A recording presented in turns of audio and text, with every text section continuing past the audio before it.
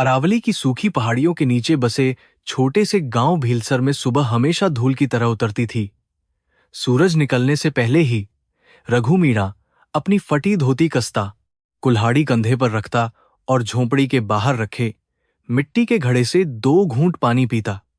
उसकी 8 वर्ष की बेटी गौरी खांसी दबाते हुए चटाई पर बैठ जाती ताकि पिता को लगे कि वह अब ठीक है। रघु उसके माथे को छूता, मुस्कुराने की कोशिश करता, पर उंगलियों में छिपा डर हर सुबह पहले से भारी हो जाता था। गांव के लोग रघु को गरीब कहते थे, पर वह अपने भीतर गरीबी को पाप नहीं मानता था। वह जंगल से केवल सूखी लकड़ियां उठाता, हरे पेड़ों पर कुल्हाड़ी नहीं चलाता। जब कोई पूछता कि भूखे आदमी को पेड़ की उम्र से क्या लेना, तो वह धीमे से कहता कि पेड़ भी भगवान शिव की सांस हैं। उसकी पत्नी पार्वती मरते समय यही कह गई थी कि रघु, पेट खाली रहे तो रह जाने देना, पर हाथ ऐसा मत करना कि आत्मा रात को सो न सके। पार्वती को गुजरे 3 बरस हो चुके थे, फिर भी झोंपड़ी के कोने में रखा उसका पीतल का छोटा सिंदूरदान रघु रोज साफ करता था। गौरी कभी कभी उसे देखती और मां की कल्पना अपने सपनों से बनाती।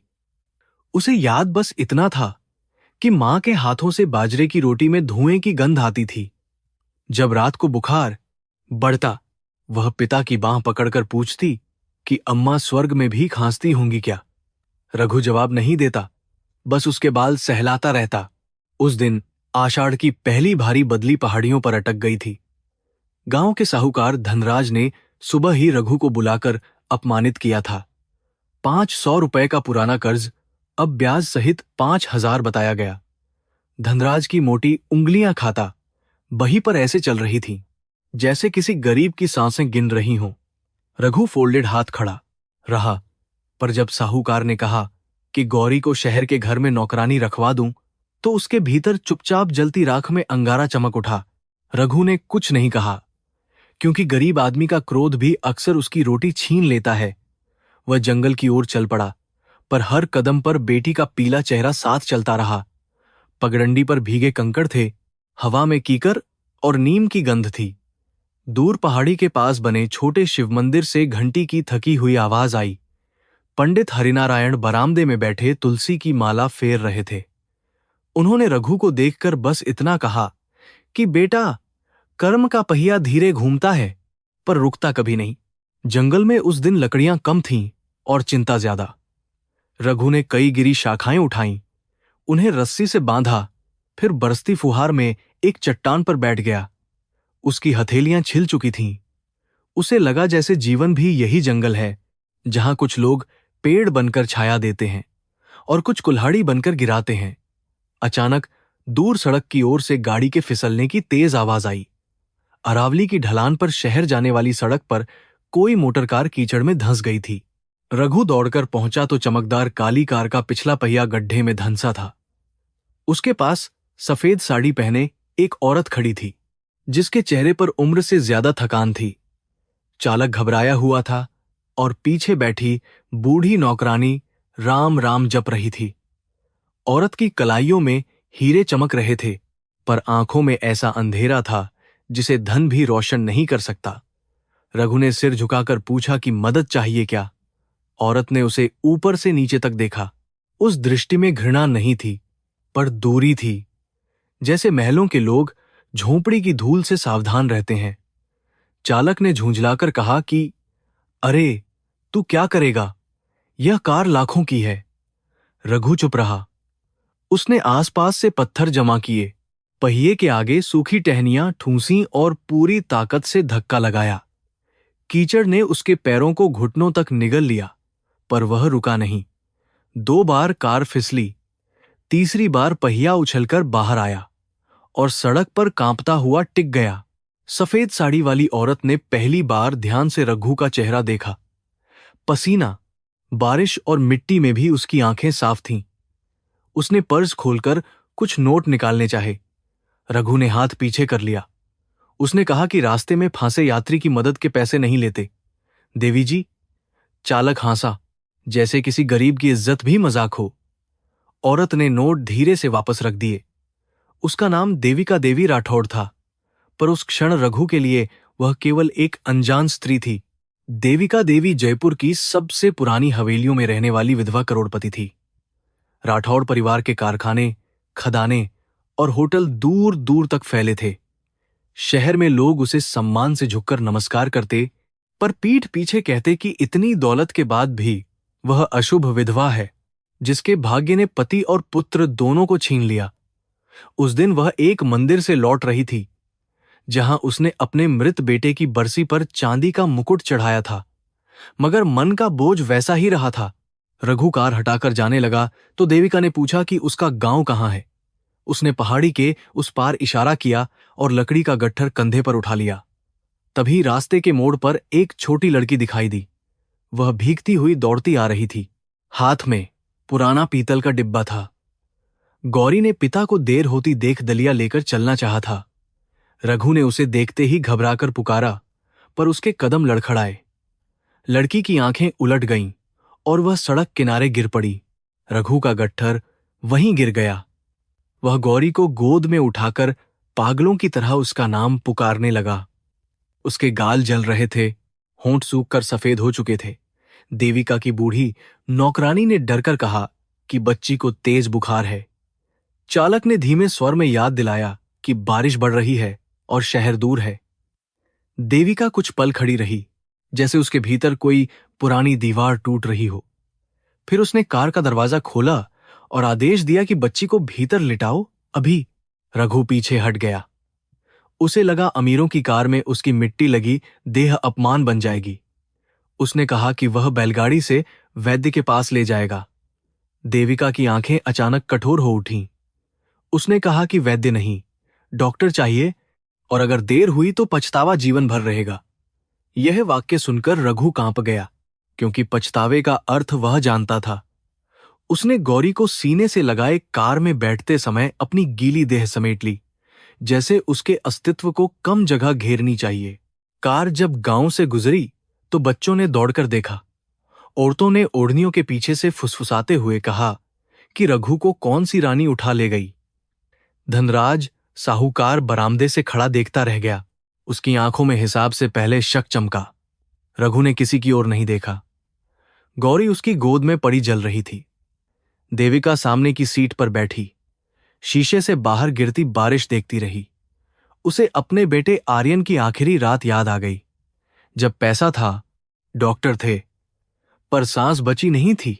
जयपुर की रोशन सड़कों पर प्रवेश करते ही रघु का मन सिकुड़ गया। बड़े बड़े शो रूम, संगमरमर की दीवारें, सुरक्षा गार्ड, बिजली की झालरें और सजे हुए फव्वारे उसे किसी दूसरे लोक जैसे लगे। कार गुलाबी पत्थरों से बनी विशाल हवेली के सामने रुकी, जिसके दरवाजे पर पीतल के 2 हाथी खड़े थे। रघु ने उतरते समय फर्श पर कीचड़ गिरते देखा और शर्म से आंखें झुका लीं।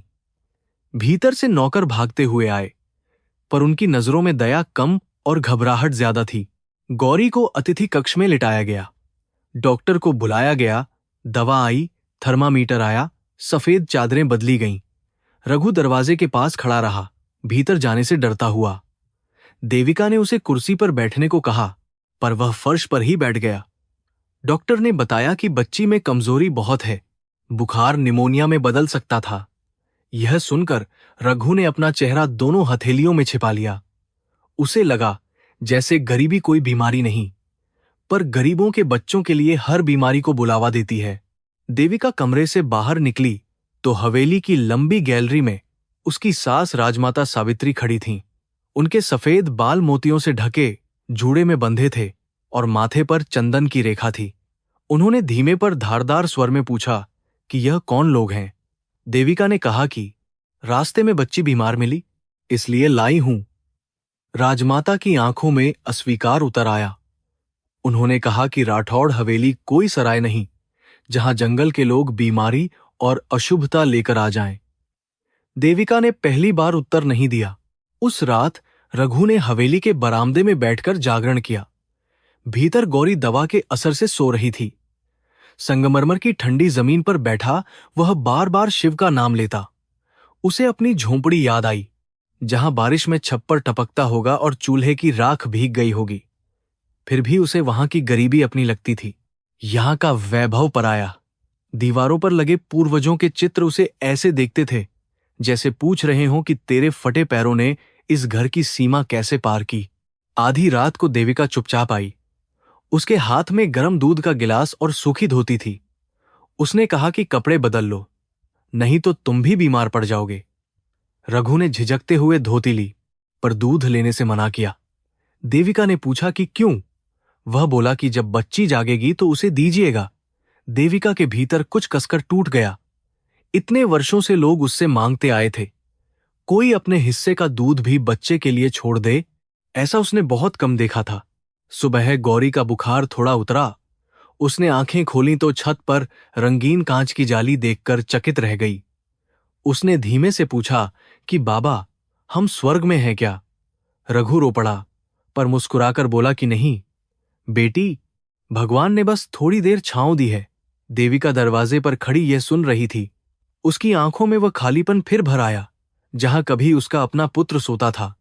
उसने मन ही मन सोचा कि शायद छांव देने वाला हमेशा वृक्ष नहीं होता, कभी पीड़ा भी होती है। दोपहर तक खबर पूरी हवेली में फैल गई कि देविका देवी एक गरीब लकड़हारे और उसकी बीमार बेटी को घर ले आई हैं। नौकरों के बीच कानाफूसी थी, रिश्तेदारों के फोन आने लगे थे। शहर के लोग ऐसे घरों के रहस्य सूंघने में देर नहीं लगाते। विक्रम राठौड़, देविका का देवर, शाम को ही तेज कदमों से भीतर आया। उसकी सोने की अंगूठियां रोशनी में चमक रही थीं। उसने देविका से पूछा कि क्या अब राठौड़ घराने की दया सड़क से उठाए लोगों पर खर्च होगी। देविका ने उसका चेहरा ठंडे भाव से देखा। विक्रम को गरीबों से दया नहीं, भय था। वह जानता था कि महलों की दीवारें तभी तक ऊंची लगती हैं जब तक बाहर वालों को भीतर झोंकने न दिया जाए। उसने रघु को बरामदे में देखा और मुस्कुराकर पूछा कि कितने पैसे चाहिए। रघु ने सिर झुकाकर कहा कि बस बेटी ठीक हो जाए, फिर मैं चला जाऊंगा। विक्रम ने ताली जैसी हौंसी बजाई और बोला कि गरीब आदमी मुफ्त में कुछ नहीं छोड़ता। रघु ने कोई उत्तर नहीं दिया। उसके मौन में एक ऐसी दीवार थी जिसे विक्रम की दौलत भी नहीं खरीद सकती थी। रात ढलने लगी तो बारिश थम गई, पर रघु के भीतर की उलझन नहीं थमी। वह जानता था कि इस हवेली में रहना आसान नहीं होगा। हर दवा, हर रोटी, हर चादर उसके स्वाभिमान पर कर्ज जैसी पड़ेगी। फिर उसने गौरी को देखा, जो लंबी सांसों के साथ सो रही थी। उसके माथे की आग कम हो चुकी थी। रघु ने पहली बार भगवान से धन नहीं, केवल इतना मांगा कि बेटी बच जाए और उसकी इज्जत भी बची रहे। बाहर किसी अदृश्य नीम से पानी की अंतिम बूंद गिरकर अंधेरे में खो गई। सुबह होने से पहले देविका अपने पूजा कक्ष में गई। चांदी के दीपक के सामने शिवलिंग पर बेलपत्र रखा था, पर उसकी उंगलियां कांप रही थीं। उसे लगा जैसे नियति ने उसके बंद दरवाजे पर दस्तक दी है। एक गरीब लकड़हारा, एक बुखार में जलती बच्ची और उसकी अपनी सूनी मातृत्व पीड़ा अब एक ही धागे में बंध गए हैं। उसने आंखें बंद की तो मन में प्रश्न उठा कि क्या यह दया है, प्रायश्चित है, या कर्म का लौटता हुआ रास्ता। उत्तर कहीं नहीं था, केवल घंटी की धीमी आवाज थी। सुबह की हल्की धूप जब राठौड़ हवेली की गुलाबी दीवारों पर पड़ी तो संगमरमर के फर्श में जैसे सोना घुल गया। रघु बरामदे के कोने में बैठा था, जहां रात भर उसके गीले पैरों के निशान सूखकर हल्के भूरे धब्बे बन गए थे। उसे बार बार लगता कि ये धब्बे किसी नौकर की नजर में अपराध बन जाएंगे। भीतर गौरी अभी सो रही थी। डॉक्टर ने कहा था कि खतरा टल गया है, पर कमजोरी गहरी है। रघु के लिए यह वाक्य ही किसी वरदान जैसा था। हवेली के नौकर सुबह से ही असामान्य बेचैनी में थे। रसोई में चांदी के बर्तनों की खनक के बीच फुसफुसाहटें तैर रही थीं। कोई कहता कि मालकिन का मन बेटे की मौत के बाद बिगड़ गया है। कोई कहता कि गरीबों को घर में लाने से कुल की शुद्धि नष्ट होती है। बूढ़ी मेहरा, जो देविका की निजी दासी थी, चुपचाप सब सुनती रही। उसने बहुत वर्षों से इस घर की दीवारों को रोते देखा था। उसे मालूम था कि कभी कभी घर को अपवित्र करने वाली गरीबी नहीं, भीतर छिपी निर्दयता होती है। रघु को नाश्ते के लिए बुलाया गया तो वह झिझकते हुए भीतर आया। बड़े भोजन कक्ष में लंबी मेज थी, जिस पर सफेद मेजपोश, चांदी की कटोरियां और रंगीन फलों की थालियां सजी थीं। उसने जीवन में इतने फल एक साथ कभी नहीं देखे थे। एक नौकर ने तिरछी नजर से उसे नीचे बिछी चटाई की ओर इशारा किया, जैसे उसकी जगह मेज के पास नहीं, फर्श पर ही तय हो। रघु बिना शिकायत बैठ गया। उसकी आंखें भोजन पर नहीं, उस दरवाजे पर थीं जहां से गौरी की खबर आ सकती थी। देविका ने यह दृश्य दूर से देखा। उसे नौकर का इशारा चुभा, पर वह तुरंत कुछ कह न सकी।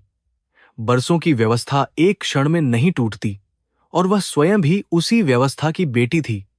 रघु ने थाली में रखी गरम पूरी को हाथ लगाया, फिर उसे तोड़कर अलग रख दिया। नौकर ने पूछा कि खाना पसंद नहीं आया क्या? रघु ने धीमे से कहा कि बच्ची जागेगी तो उसे पहले खिलाऊंगा। देविका के भीतर फिर वही पुरानी पीड़ा उठी। धन से भरा घर था, पर ऐसी भूख दुर्लभ थी। राजमाता सावित्री ने पूजा समाप्त कर जब भोजन कक्ष में प्रवेश किया तो उनका चेहरा पत्थर की मूर्ति जैसा कठोर था। उन्होंने रघु को देखा और उनकी भौहें तन गईं। वे बोलीं कि घर में दान देना हो तो बाहर चौखट पर दिया जाता है, वंश के भोजन कक्ष में नहीं। रघु ने सिर झुका लिया। उसके कान जलने लगे, पर उसने अपनी बेटी का नाम याद किया और मौन को ढाल बना लिया। देविका ने सास की ओर देखा, पर उनके सामने वर्षों की आज्ञाकारिता उसके गले में गांठ बनकर अटक गई। राजमाता ने देविका को अलग बुलाकर समझाया कि विधवा औरत की मर्यादा कांच की तरह होती है, एक दरार भी घराने को बदनाम कर देती है। उन्होंने कहा कि शहर में लोग पूछेंगे कि किस अधिकार से एक जवान गरीब पुरुष को भीतर रखा गया। देविका ने शांत स्वर में कहा कि वह अपनी बीमार बच्ची के साथ आया है। राजमाता हंसी नहीं, पर उनकी आंखों में कटु व्यंग्य था। उन्होंने उत्तर दिया कि समाज बीमार बच्ची नहीं देखता, केवल विधवा और पुरुष देखता है। देविका का चेहरा पीला पड़ गया। उधर गौरी जागी तो कमरे की सुगंध से घबरा गई। चादर इतनी मुलायम थी कि उसे डर लगा कहीं वह गंदी न कर दे। उसने पिता को पुकारा। रघु भागता हुआ भीतर आया और उसके पास बैठ गया। गौरी ने धीमे से पूछा कि बाबा, क्या हम यहां रहने लगेंगे? रघु ने उसके माथे पर हाथ रखकर कहा कि नहीं बेटी, हम किसी का घर बोझ बनकर नहीं पकड़ते। बस तू ठीक हो जा, फिर अपनी झोंपड़ी लौटेंगे। पर उसकी आवाज में ऐसा कंपन था जैसे वह स्वयं उस झोंपड़ी की दूरी नाप रहा हो। देविका कमरे के दरवाजे पर खड़ी थी। उसने देखा कि रघु अपनी पुरानी गमछी से गौरी के होंठ पोंछ रहा है, जबकि पास ही रेशमी नैपकिन रखे थे। वह अपने ढंग से बेटी को संसार की सबसे सुरक्षित जगह दे रहा था। देविका के मन में आर्यन की छवि कौंधी। उसका पुत्र सोने के पालने में पलकर भी अकेला रहा था, क्योंकि घर के बड़े निर्णयों में मां का स्पर्श अक्सर पीछे छूट जाता था। उसने सोचा कि गरीब पिता की गोद कभी कभी करोड़ों की हवेली से अधिक धनवान होती है। दोपहर को विक्रम फिर आया। उसके साथ 2 वकील जैसे दिखने वाले आदमी थे, पर उन्हें बाहर रोक दिया गया। वह देविका के कमरे में बेधड़क घुसा और बोला कि दया की कोई सीमा होनी चाहिए। उसने कहा कि इस लकड़हारे को पैसे देकर विदा करो, वरना कल को यह हवेली की कहानी बन जाएगा। देविका ने पहली बार कठोर होकर कहा कि जब तक बच्ची ठीक नहीं होती कोई नहीं जाएगा। विक्रम की मुस्कान पल भर को जम गई। उसे समझ में आ गया कि देविका का मौन अब उतना आज्ञाकारी नहीं रहा। विक्रम रघु के पास गया और बड़े अपनत्व का अभिनय करते हुए बोला कि भाई, शहर में इलाज महंगा है, तुम जैसे आदमी पर बोझ बढ़ जाएगा। रघु ने हाथ जोड़कर कहा कि मैं काम कर दूंगा, लकड़ी काटूंगा, आंगन साफ करूंगा, पर बेटी का उपचार होने दीजिए। विक्रम ने जेब से नोटों की गड्डी निकाली और उसके सामने फेंक दी। नोट फर्श पर फैल गए। रघु ने उन्हें नहीं उठाया। उसने बस इतना कहा कि कीमत मजदूरी की होती है, बेटी की सांसों की नहीं। आसपास खड़े नौकर अवाक रह गए। उस उत्तर ने विक्रम को भीतर तक जला दिया। उसे गरीब की विनम्रता पसंद थी, पर गरीब का आत्मसम्मान नहीं। वह देविका की ओर मुड़ा और बोला कि देख लिया, यही लोग बाद में अधिकार मांगते हैं। देविका ने रघु की आंखों में देखा। वहां भय था, पर लालच नहीं था। उसे वर्षों बाद किसी मनुष्य की दृष्टि में ऐसा साफ पानी दिखाई दिया। उसने नौकरों से कहा कि नोट उठा लें और अतिथि कक्ष के बाहर कोई अपमानजनक व्यवहार न हो। यह छोटा आदेश हवेली में बड़े विद्रोह की तरह फैल गया। शाम को डॉक्टर ने गौरी के लिए दूध, फल और दवा लिखी। रघु ने पर्ची पढ़नी नहीं जानी, पर दवा की शीशियों को ऐसे देखता रहा जैसे वे भाग्य के छोटे कांच के दीपक हों। गौरी ने सेब का टुकड़ा खाते हुए पूछा कि क्या अम्मा ने कभी सेब खाया था। रघु कुछ पल चुप रहा, फिर बोला कि तेरी अम्मा को आम पसंद थे, पर वह आधा आम भी तेरे लिए बचा देती। गौरी मुस्कुराई। देविका ने यह सुना तो उसकी आंखें झुक गईं, क्योंकि उसने अपने जीवन में बहुत कुछ रखा, पर बचा न सकी। रात के भोजन पर रघु को फिर बुलाया गया, पर इस बार देविका ने कहा कि वह मेज पर बैठेगा। कमरे में एक सूखा सन्नाटा फैल गया। राजमाता ने कटोरी नीचे रख दी। रघु ने घबराकर कहा कि वह फर्श पर ठीक है। देविका बोली कि जिसने मेरी जान रास्ते में बचाई वह अतिथि है। रघु समझ नहीं पाया कि उसने तो केवल कार धकेली थी, पर देविका उस बात से कहीं अधिक कह रही थी। वह कुर्सी पर बैठा तो उसकी पीठ सीधी थी, जैसे अपमान से बचने के लिए शरीर को भी सावधान रहना पड़ता हो। राजमाता ने भोजन के बीच देविका से पूछा कि क्या अब राठौड़ कुल का धर्म बदल गया है। देविका ने शांत स्वर में कहा कि धर्म किसी की जात, कपड़े या पेशे से छोटा नहीं होता। यह सुनकर सबकी सांसें थम गईं। रघु ने सिर और झुका लिया, क्योंकि वह नहीं चाहता था कि उसके कारण घर में कलह हो। पर उसके भीतर एक धीमी गरिमा उठी। उसे लगा कि कोई पहली बार उसके फटे कपड़ों के पार मनुष्य को देख रहा है। फिर भी वह जानता था कि ऐसे सम्मान की कीमत अक्सर भारी होती है। भोजन के बाद हवेली की गैलरी में गौरी को थोड़ा चलाया गया। वह दीवारों पर बने राजस्थानी चित्र देखकर मंत्रमुग्ध थी। कहीं ऊंटों की कतार थी, कहीं दुल्हन की पालकी, कहीं युद्ध में जाते राजपूत। उसने पिता से पूछा कि क्या इतने बड़े घर में लोग खो नहीं जाते। रघु ने हौंसने की कोशिश की, पर देविका ने उत्तर दिया कि कभी कभी बहुत बड़े घरों में लोग सचमुच खो जाते हैं। गौरी ने उसकी ओर मासूमियत से देखा और पूछा कि आप भी खो गई थीं क्या। देविका के होंठ कांपे, पर शब्द न निकले। मेहरा ने गौरी को रात में कहानी सुनाई। उसने कृष्ण और सुदामा की कथा कही, जिसमें मित्रता ने गरीबी की गठरी को प्रेम से भर दिया था। गौरी आधी नींद में बोली कि बाबा भी सुदामा हैं क्या। रघु ने उसे चुप कराया, पर देविका के कानों ने यह प्रश्न पकड़ लिया। उसे लगा कि शायद हर युग में सुदामा दरवाजे पर आते हैं, पर हर महल में कृष्ण नहीं होते। उसके अपने घर ने कितनों को लौटा दिया होगा। यह विचार उसके मन में कांटे की तरह अटक गया। अगली सुबह रघु ने हवेली के पिछवाड़े में पड़े सूखे बगीचे को देखा। माली कई दिनों से नहीं आया था और नीम के नीचे सूखी डालियां जमा थीं। वह चुपचाप उन्हें बांधने लगा।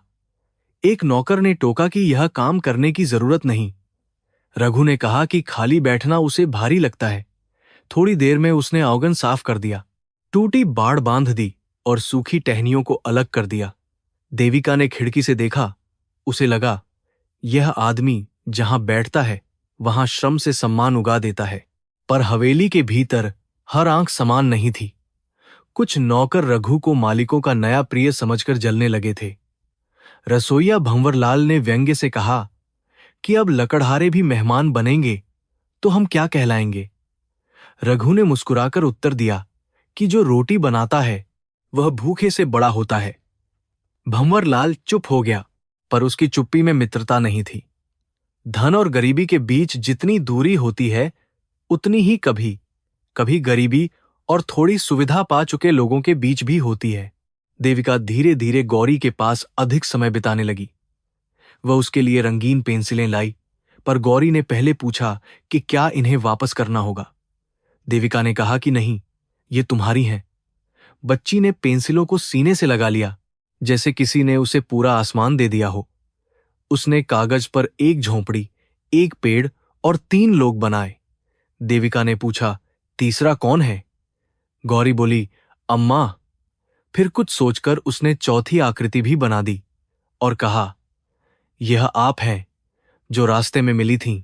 उस छोटे चित्र ने देविका के भीतर वर्षों से बंद रोदन को छू लिया। वह कमरे से बाहर आकर गैलरी में खड़ी हो गई। उसके सामने पति जयवर्धन की विशाल तस्वीर लगी थी, जिसमें वह आत्मविश्वास से मुस्कुरा रहा था। उसी मुस्कान के पीछे कितने निर्णय छिपे थे, कितने करार, कितने समझौते और कितनी चीखें, जिन्हें घर की स्त्रियों ने कभी खुलकर पूछने की हिम्मत नहीं की। देविका ने आंखें बंद कीं। उसे लगा कि गौरी ने अनजाने में उसके अपराधों की दीवार पर पहला रंग लगा दिया है। दोपहर बाद राजमाता ने पंडित बुलवाया। हवेली के आंगन में गंगाजल छिड़का गया।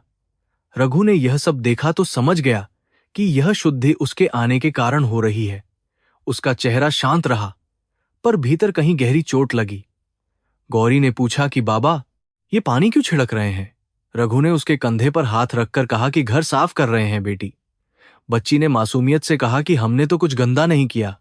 रघु ने उत्तर नहीं दिया, क्योंकि सत्य कभी कभी बच्चों के लिए बहुत कठोर होता है। देविका ने जब यह सुना तो वह पूजा के बीच आंगन में आ गई। उसने पंडित से कहा कि गंगाजल सब पर छिड़किए, मुझ पर भी। राजमाता ने रोष से देखा। देविका ने शांत भाव से कहा कि यदि इस घर में अशुद्धि है तो वह केवल बाहर से आए लोगों के कारण नहीं हो सकती। यह वाक्य हवा में तीर की तरह ठहर गया। रघु ने पहली बार उसकी आंखों में गहरा दुहक देखा। उसे लगा कि यह स्त्री केवल धनवान नहीं, भीतर से बहुत अकेली है, जैसे सूखे कुएं में अब भी पानी की स्मृति हो। रात को रघु ने देविका से विदा मांगी। उसने कहा कि गौरी अब थोड़ी ठीक है और वह अधिक दिन रुककर किसी का अपमान नहीं बढ़ाना चाहता। देविका ने उसे ध्यान से देखा। वह समझ गई कि यह आदमी दया से अधिक सम्मान चाहता है। उसने कहा कि डॉक्टर ने 7 दिन आराम बताया है, उसके बाद जाना। रघु ने झिझकर कहा कि कर्ज, झोंपड़ी और काम सब प्रतीक्षा कर रहे हैं। देविका ने पूछा कि क्या वह अपने गांव लौटकर गौरी को फिर बीमारी के मुंह में धकेल देगा। रघु चुप हो गया। कुछ देर बाद उसने धीरे से कहा कि गरीब आदमी अक्सर 2 गलतियों में से कम गलत चुनता है।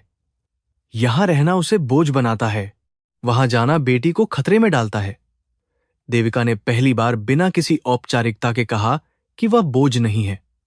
रघु ने उत्तर दिया कि अमीरों के घर में गरीब की उपस्थिति ही बोझ कहलाती है, चाहे वह सांस भी धीरे ले।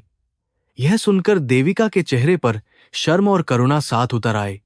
उसे लगा कि उसके महल की दीवारें अब उसे सुरक्षा नहीं, कटघरा लगने लगी हैं।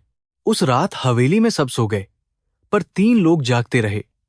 राजमाता कुल, मान की चिंता में, विक्रम संपत्ति और बदनामी की गणना में, और देविका अपने भीतर जागे नए प्रश्नों में। रघु गौरी के पलंग के पास फर्श पर बैठा था।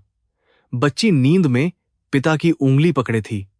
देविका ने दरवाजे से यह दृश्य देखा और उसका हृदय भर आया। उसे लगा कि जिस घर में इतने कमरे हैं, वहां प्रेम के लिए जगह सबसे कम बची है। शायद इसी कारण नियति ने एक लकड़हारे को उसकी चौखट तक पहुंचाया था। भोर की पहली आरती की ध्वनि दूर किसी मंदिर से उठी तो रघु ने आंखें खोलीं। गौरी का ताप लगभग उतर चुका था।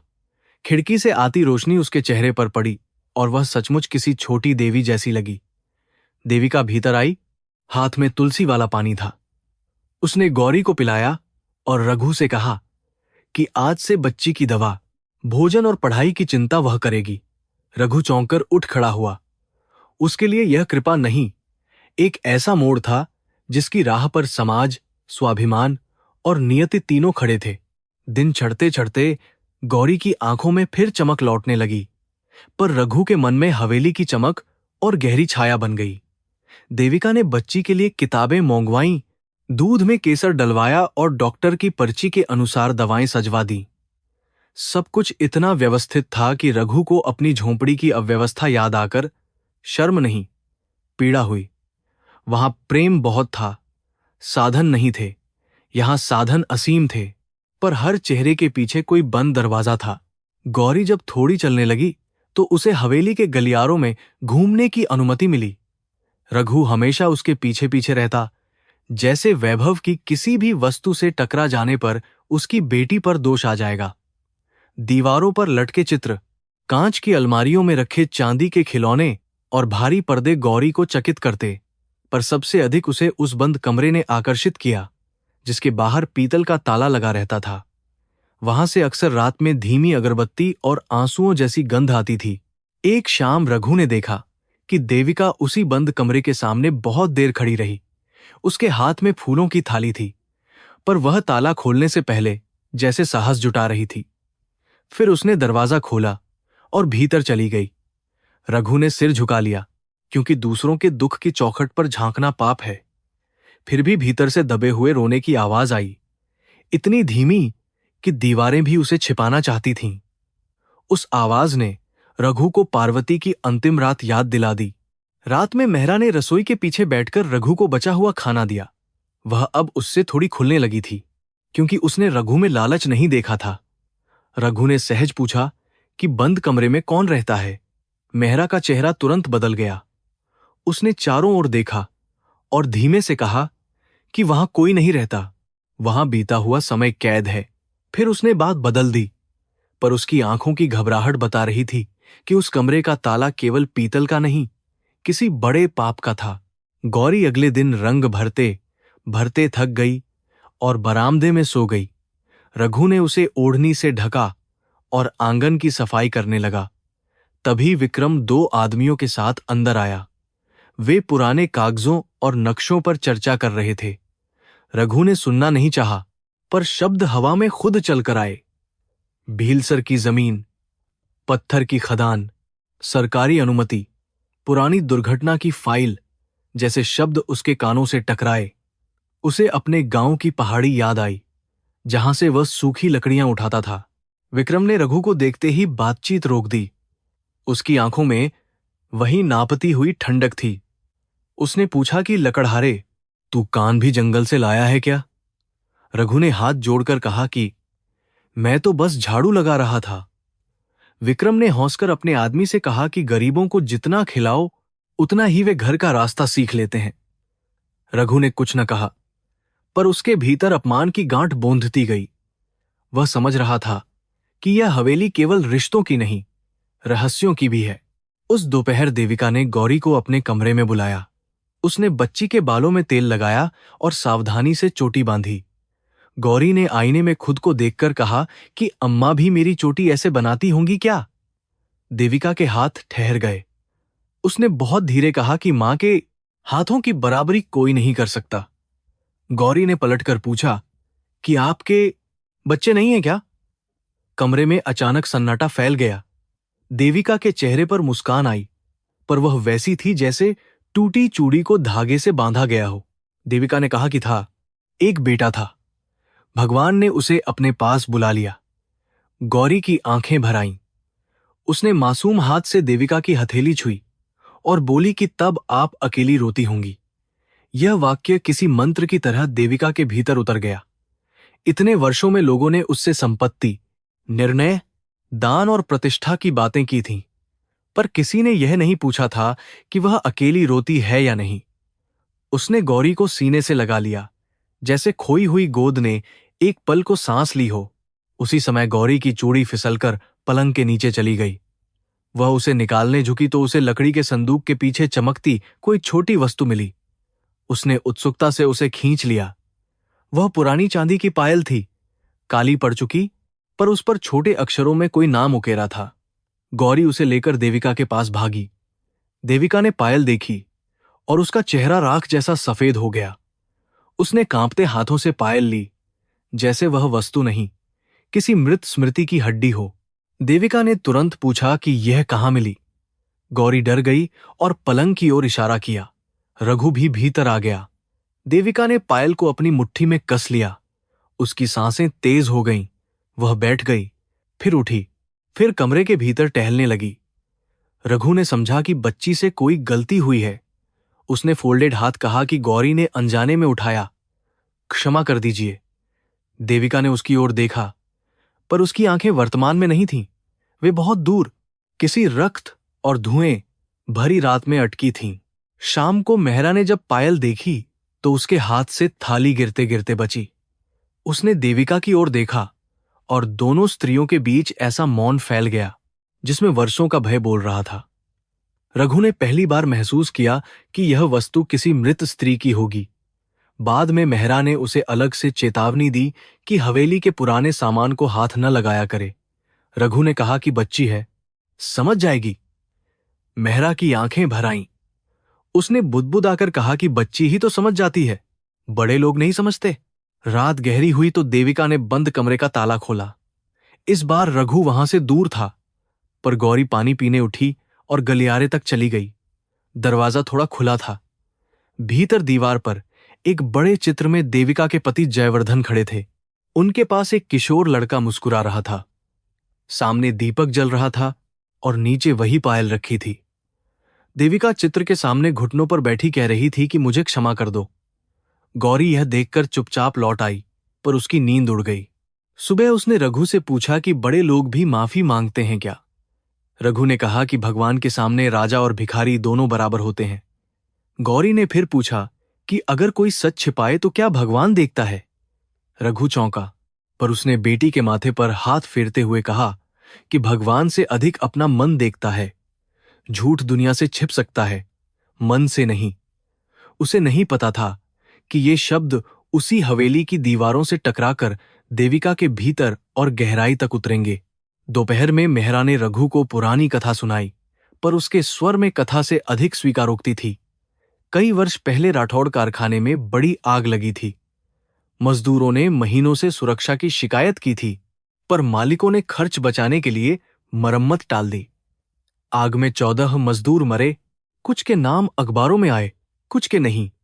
एक मजदूर शंकर था, जिसने कभी जवान देविका को मेले की भगदड़ से बचाया था। वही शंकर उस रात कारखाने के दरवाजे के भीतर जलकर मर गया। रघु ने कांपते स्वर में पूछा कि फिर न्याय हुआ क्या। मेहरा ने कड़वी हंसी से कहा कि बड़े घरों में न्याय भी कागजों पर नया नाम पहन लेता है। मुआवजा बांटा गया, अफसरों को भोज दिए गए, अखबारों में दुर्घटना को मजदूरों की लापरवाही लिखा गया। देविका ने विरोध करना चाहा था, पर जयवर्धन और राजमाता ने कहा कि घराने की प्रतिष्ठा हजारों लोगों की रोजी है। वह चुप रही। उसी चुप्पी ने उसे विधवा होने के बाद भी जीवित नहीं रहने दिया। रघु ने सुना तो उसकी आत्मा सिहर गई। शंकर की पत्नी ने उस दिन हवेली के बाहर रोकर पायल फेंकी थी। वह कह रही थी कि यह उसकी बेटी की पायल है, जिसे शंकर ने दिवाली पर लाने का वादा किया था। पर अब बेटी के पैरों में पिता का वादा कौन बांधेगा। पहरेदारों ने उसे धक्के देकर हटाया। पायल किसी तरह देविका के पास रह गई।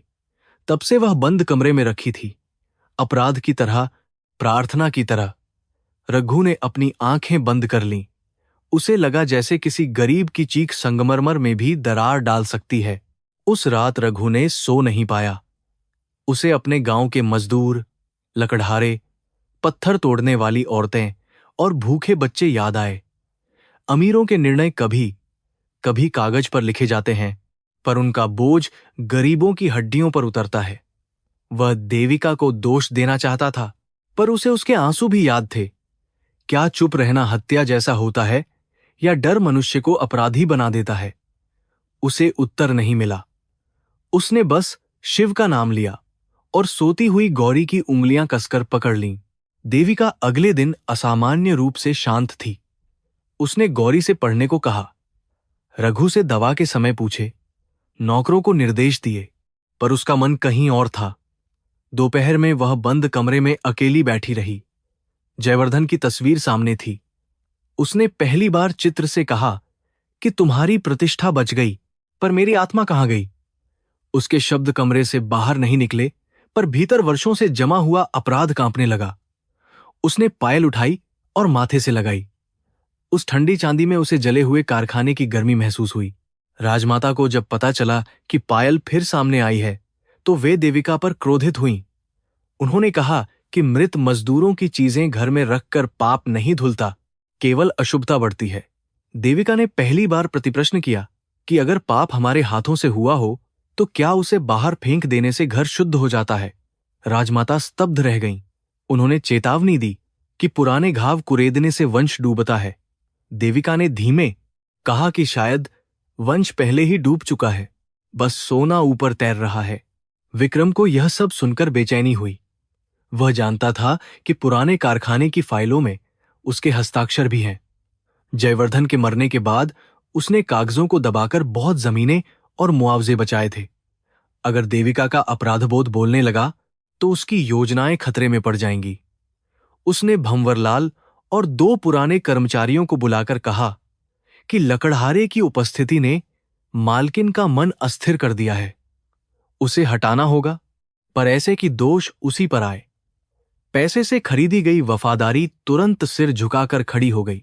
उसी शाम गौरी ने देविका को पायल लौटाते हुए कहा कि इसे उस लड़की को दे दीजिए जिसकी है। देविका की आंखें भर आईं। उसने कहा कि शायद वह लड़की अब बहुत बड़ी हो गई होगी, शायद कहीं मजदूरी करती होगी, शायद हमें याद भी न करना चाहती हो। गौरी ने पूछा कि अगर कोई किसी को दुख दे और फिर पछताए तो क्या दुख कम हो जाता है? देविका ने उत्तर देने से पहले बहुत देर ली, फिर बोली कि पछतावा दुख कम नहीं करता, पर मनुष्य को सच के दरवाजे तक जरूर ले जाता है। रघु ने यह बातचीत सुनी और उसके मन में देविका के लिए कठोरता और करुणा साथ साथ उठी। वह चाहता था कि न्याय हो, पर वह यह भी देख रहा था कि यह स्त्री अपने ही भीतर दंड भुगत रही है। फिर उसे पार्वती की कही बात याद आई कि कर्म का हिसाब कोई मनुष्य पूरा नहीं लिख सकता। उसने निश्चय किया कि जैसे ही गौरी पूरी तरह चलने लगेगी, वह हवेली छोड़ देगा। वह इन रहस्यों में उलझकर अपनी बेटी का जीवन और अपमान के हवाले नहीं करेगा। पर नियति ने जैसे उसका निर्णय सुन लिया था। रात को हवेली के पिछले हिस्से में किसी के कदमों की आवाज आई। रघु पानी भरने निकला तो उसने विक्रम को भंवरलाल से बात करते देखा। वे धीमे स्वर में कुछ योजना बना रहे थे। रघु ने केवल इतना सुना कि कल सुबह राजमाता के हीरों का डिब्बा बदला जाएगा और फिर सब समझ जाएंगे कि जंगल से आया आदमी क्यों आया था।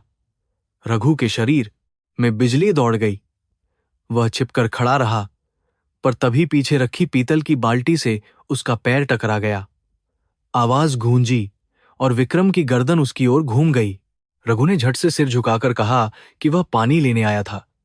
विक्रम ने उसे अंधेरे में घूरा, फिर मुस्कुराया। वह मुस्कान किसी सांप की फूंफकार जैसी थी। उसने कहा कि रात में बहुत घूमते हो। रघु, गरीब आदमी को अंधेरे रास्ते पसंद आते हैं क्या? रघु ने उत्तर नहीं दिया। वह लौट आया, पर उसका दिल जोर से धड़क रहा था।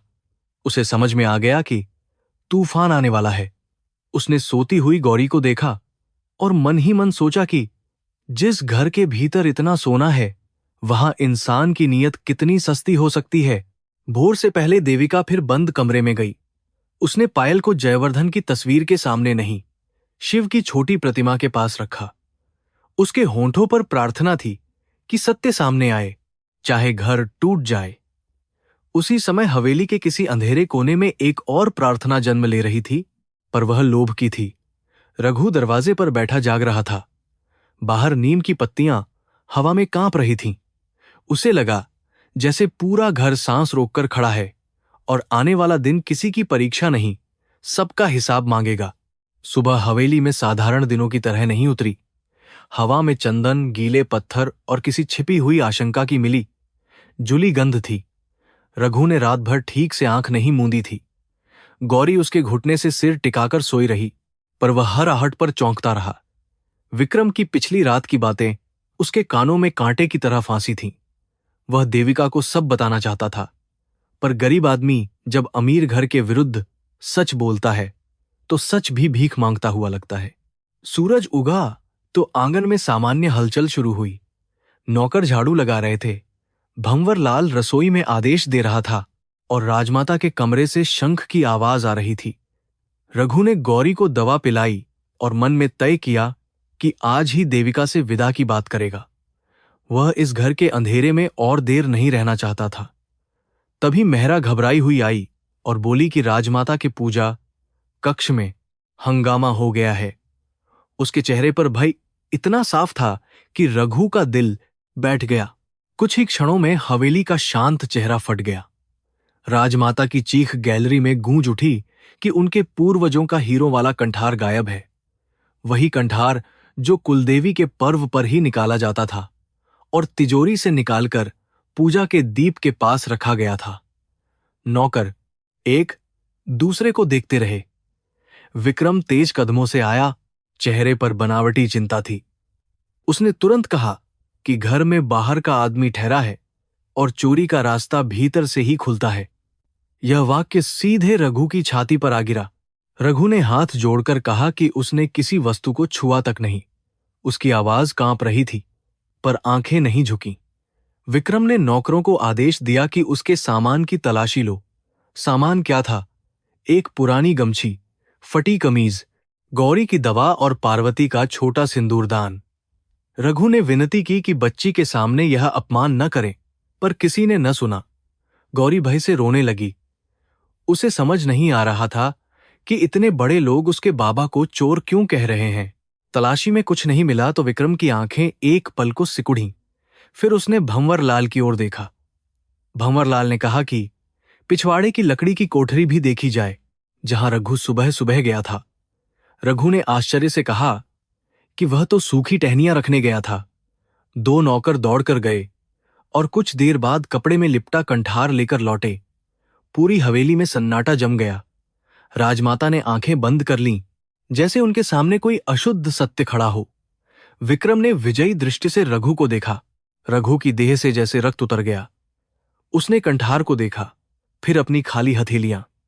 उसके लिए यह समझना कठिन नहीं था कि जाल बिछ चुका है, पर उसे साबित करना असंभव था। उसने कहा कि यह किसी ने रखा है, मैं चोर नहीं हूं।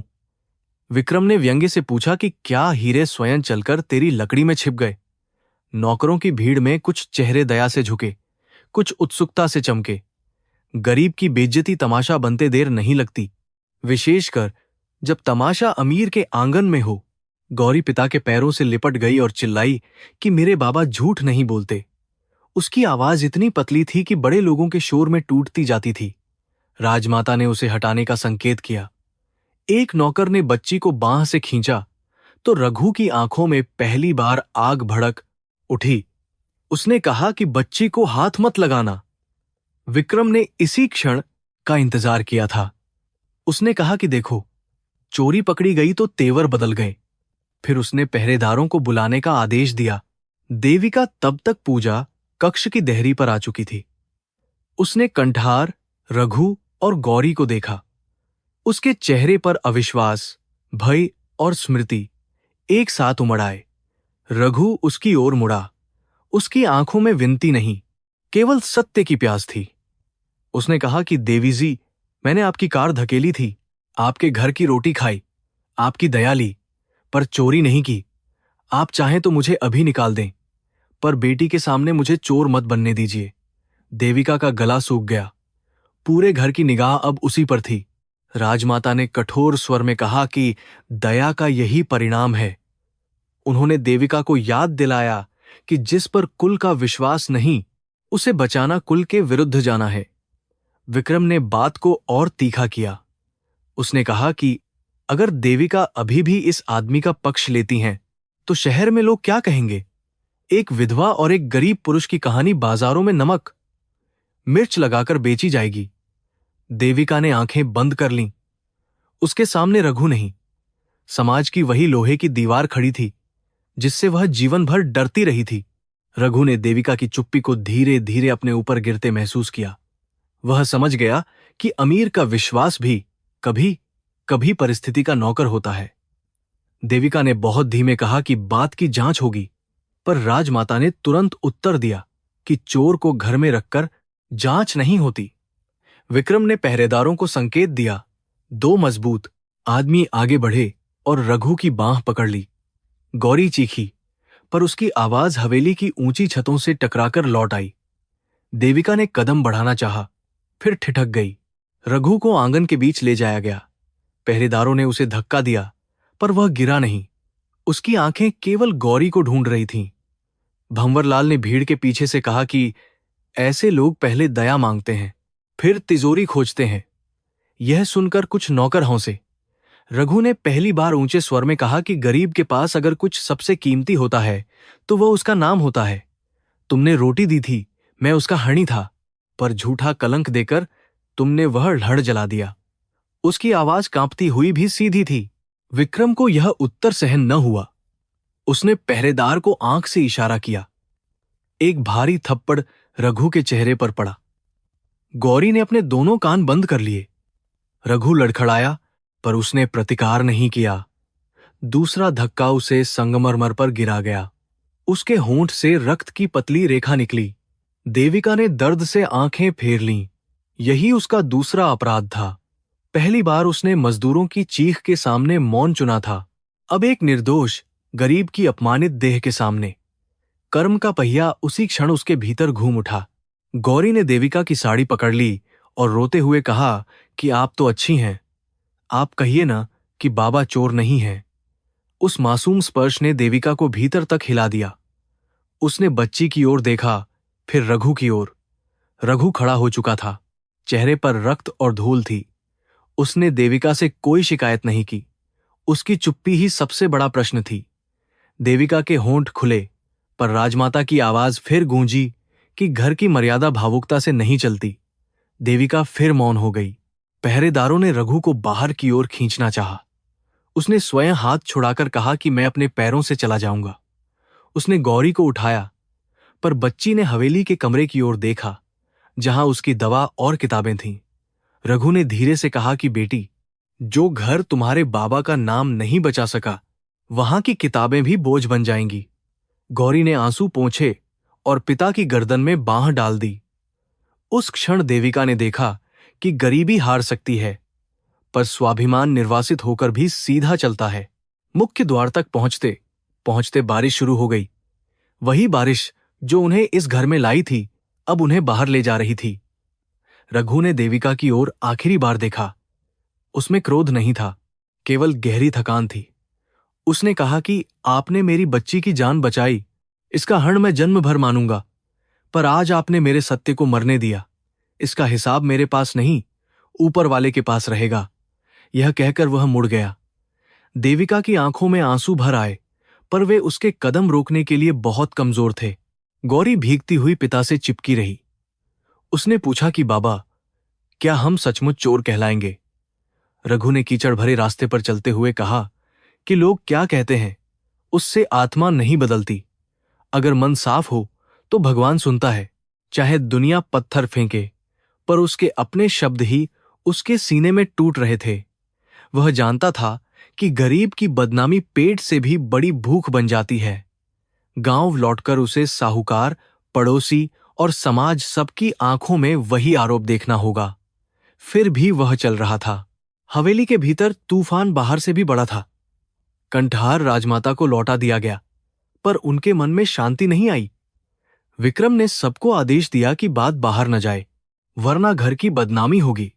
भंवरलाल ने राहत की सांस ली। मेहरा कोने में रो रही थी। वह सच जानती थी, पर उसकी उम्र, उसकी रोजी और उसका डर उसके गले में रस्सी बनकर कस गए थे। देविका अपने कमरे में लौटी तो उसे लगा जैसे संगमरमर का हर फर्श उससे पूछ रहा हो कि तू फिर चुप रही। उसने बंद कमरे का ताला खोला और भीतर चली गई। जयवर्धन की तस्वीर, आर्यन की मुस्कान और शंकर की पायल तीनों उसके सामने थे। वह घुटनों पर गिर पड़ी। उसने पहली बार जोर से रोते हुए कहा कि मैं कौन हूं? एक विधवा, एक मालकिन, या एक डरपोक अपराधी? दीवारें उत्तर नहीं देती, पर मौन कभी कभी चाबुक बन जाता है। उसे रघु का रक्त लगा चेहरा याद आया, गौरी की विनती याद आई। उसने पायल उठाकर मुट्ठी में दबाई और महसूस किया कि ठंडी चांदी अब अंगार हो गई है। रात होते होते रघु गांवों की सीमा तक पहुंचा। झोंपड़ी का छप्पर आधा उड़ चुका था। भीतर बारिश टपक रही थी। चूल्हे की राख गीली थी। मिट्टी की दीवार से पार्वती का पुराना चित्र झुक गया था। गौरी थरथरा रही थी। रघु ने पुराने बोरे बिछाए, उसे अपनी छाती से लगाकर बैठ गया। उसकी देह में दर्द था, पर मन की चोट अधिक गहरी थी। उसने सोचा कि अगर पार्वती होती तो उसके घाव पर हल्दी लगाती और कहती कि झूठ की उम्र लंबी दिखती है, पर सांस छोटी होती है। गांव वालों को खबर पहुंचने में देर नहीं लगी। किसी ने कहा राठौड़ हवेली से चोरी करते पकड़ा गया। किसी ने कहा अमीरों के घर गया था, यही होना था।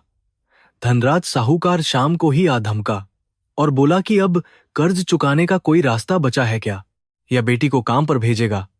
रघु ने थकी आंखों से उसे देखा और कहा कि मेरी बेटी मजदूरी करेगी तो मेरी छाया में करेगी, किसी की दया या लालच के नीचे नहीं। धनराज हौंसा, पर उस हौंसी में अपमान की बदबू थी। अगले दिन रघु काम पर नहीं जा सका।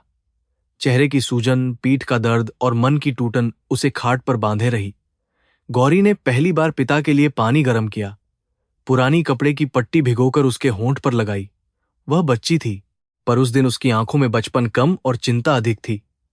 उसने पूछा कि क्या देविका अम्मा हमें बुलाएंगी। रघु ने धीमे से कहा कि उन्हें अम्मा मत कह बेटी।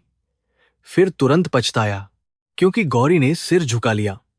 संबंध कभी कभी नाम से पहले दिल में जन्म लेते हैं। हवेली में देविका ने भोजन छुआ तक नहीं। राजमाता ने इसे भावुकता कहा, विक्रम ने इसे बीमारी, पर मेहरा जानती थी कि यह आत्मा की भूख है।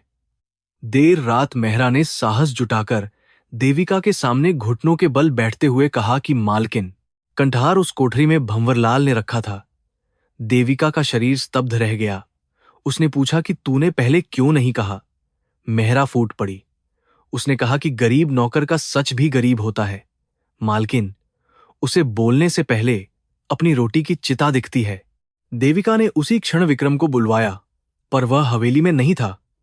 वह शहर के क्लब में अपने साथियों के साथ बैठा रघु की बेइज्जती पर ठंडी संतुष्टि पी रहा था। देविका ने कंठार, पायल और पुरानी फाइलों की चाबियां सामने रखीं। उसके मन में भय अभी भी था, पर उसके नीचे कुछ और जाग चुका था, शायद देर से जन्मी हिम्मत। उसने मेहरा से कहा कि सुबह भीलसर चलेंगे। मेहरा ने चौंक कर पूछा कि अकेली।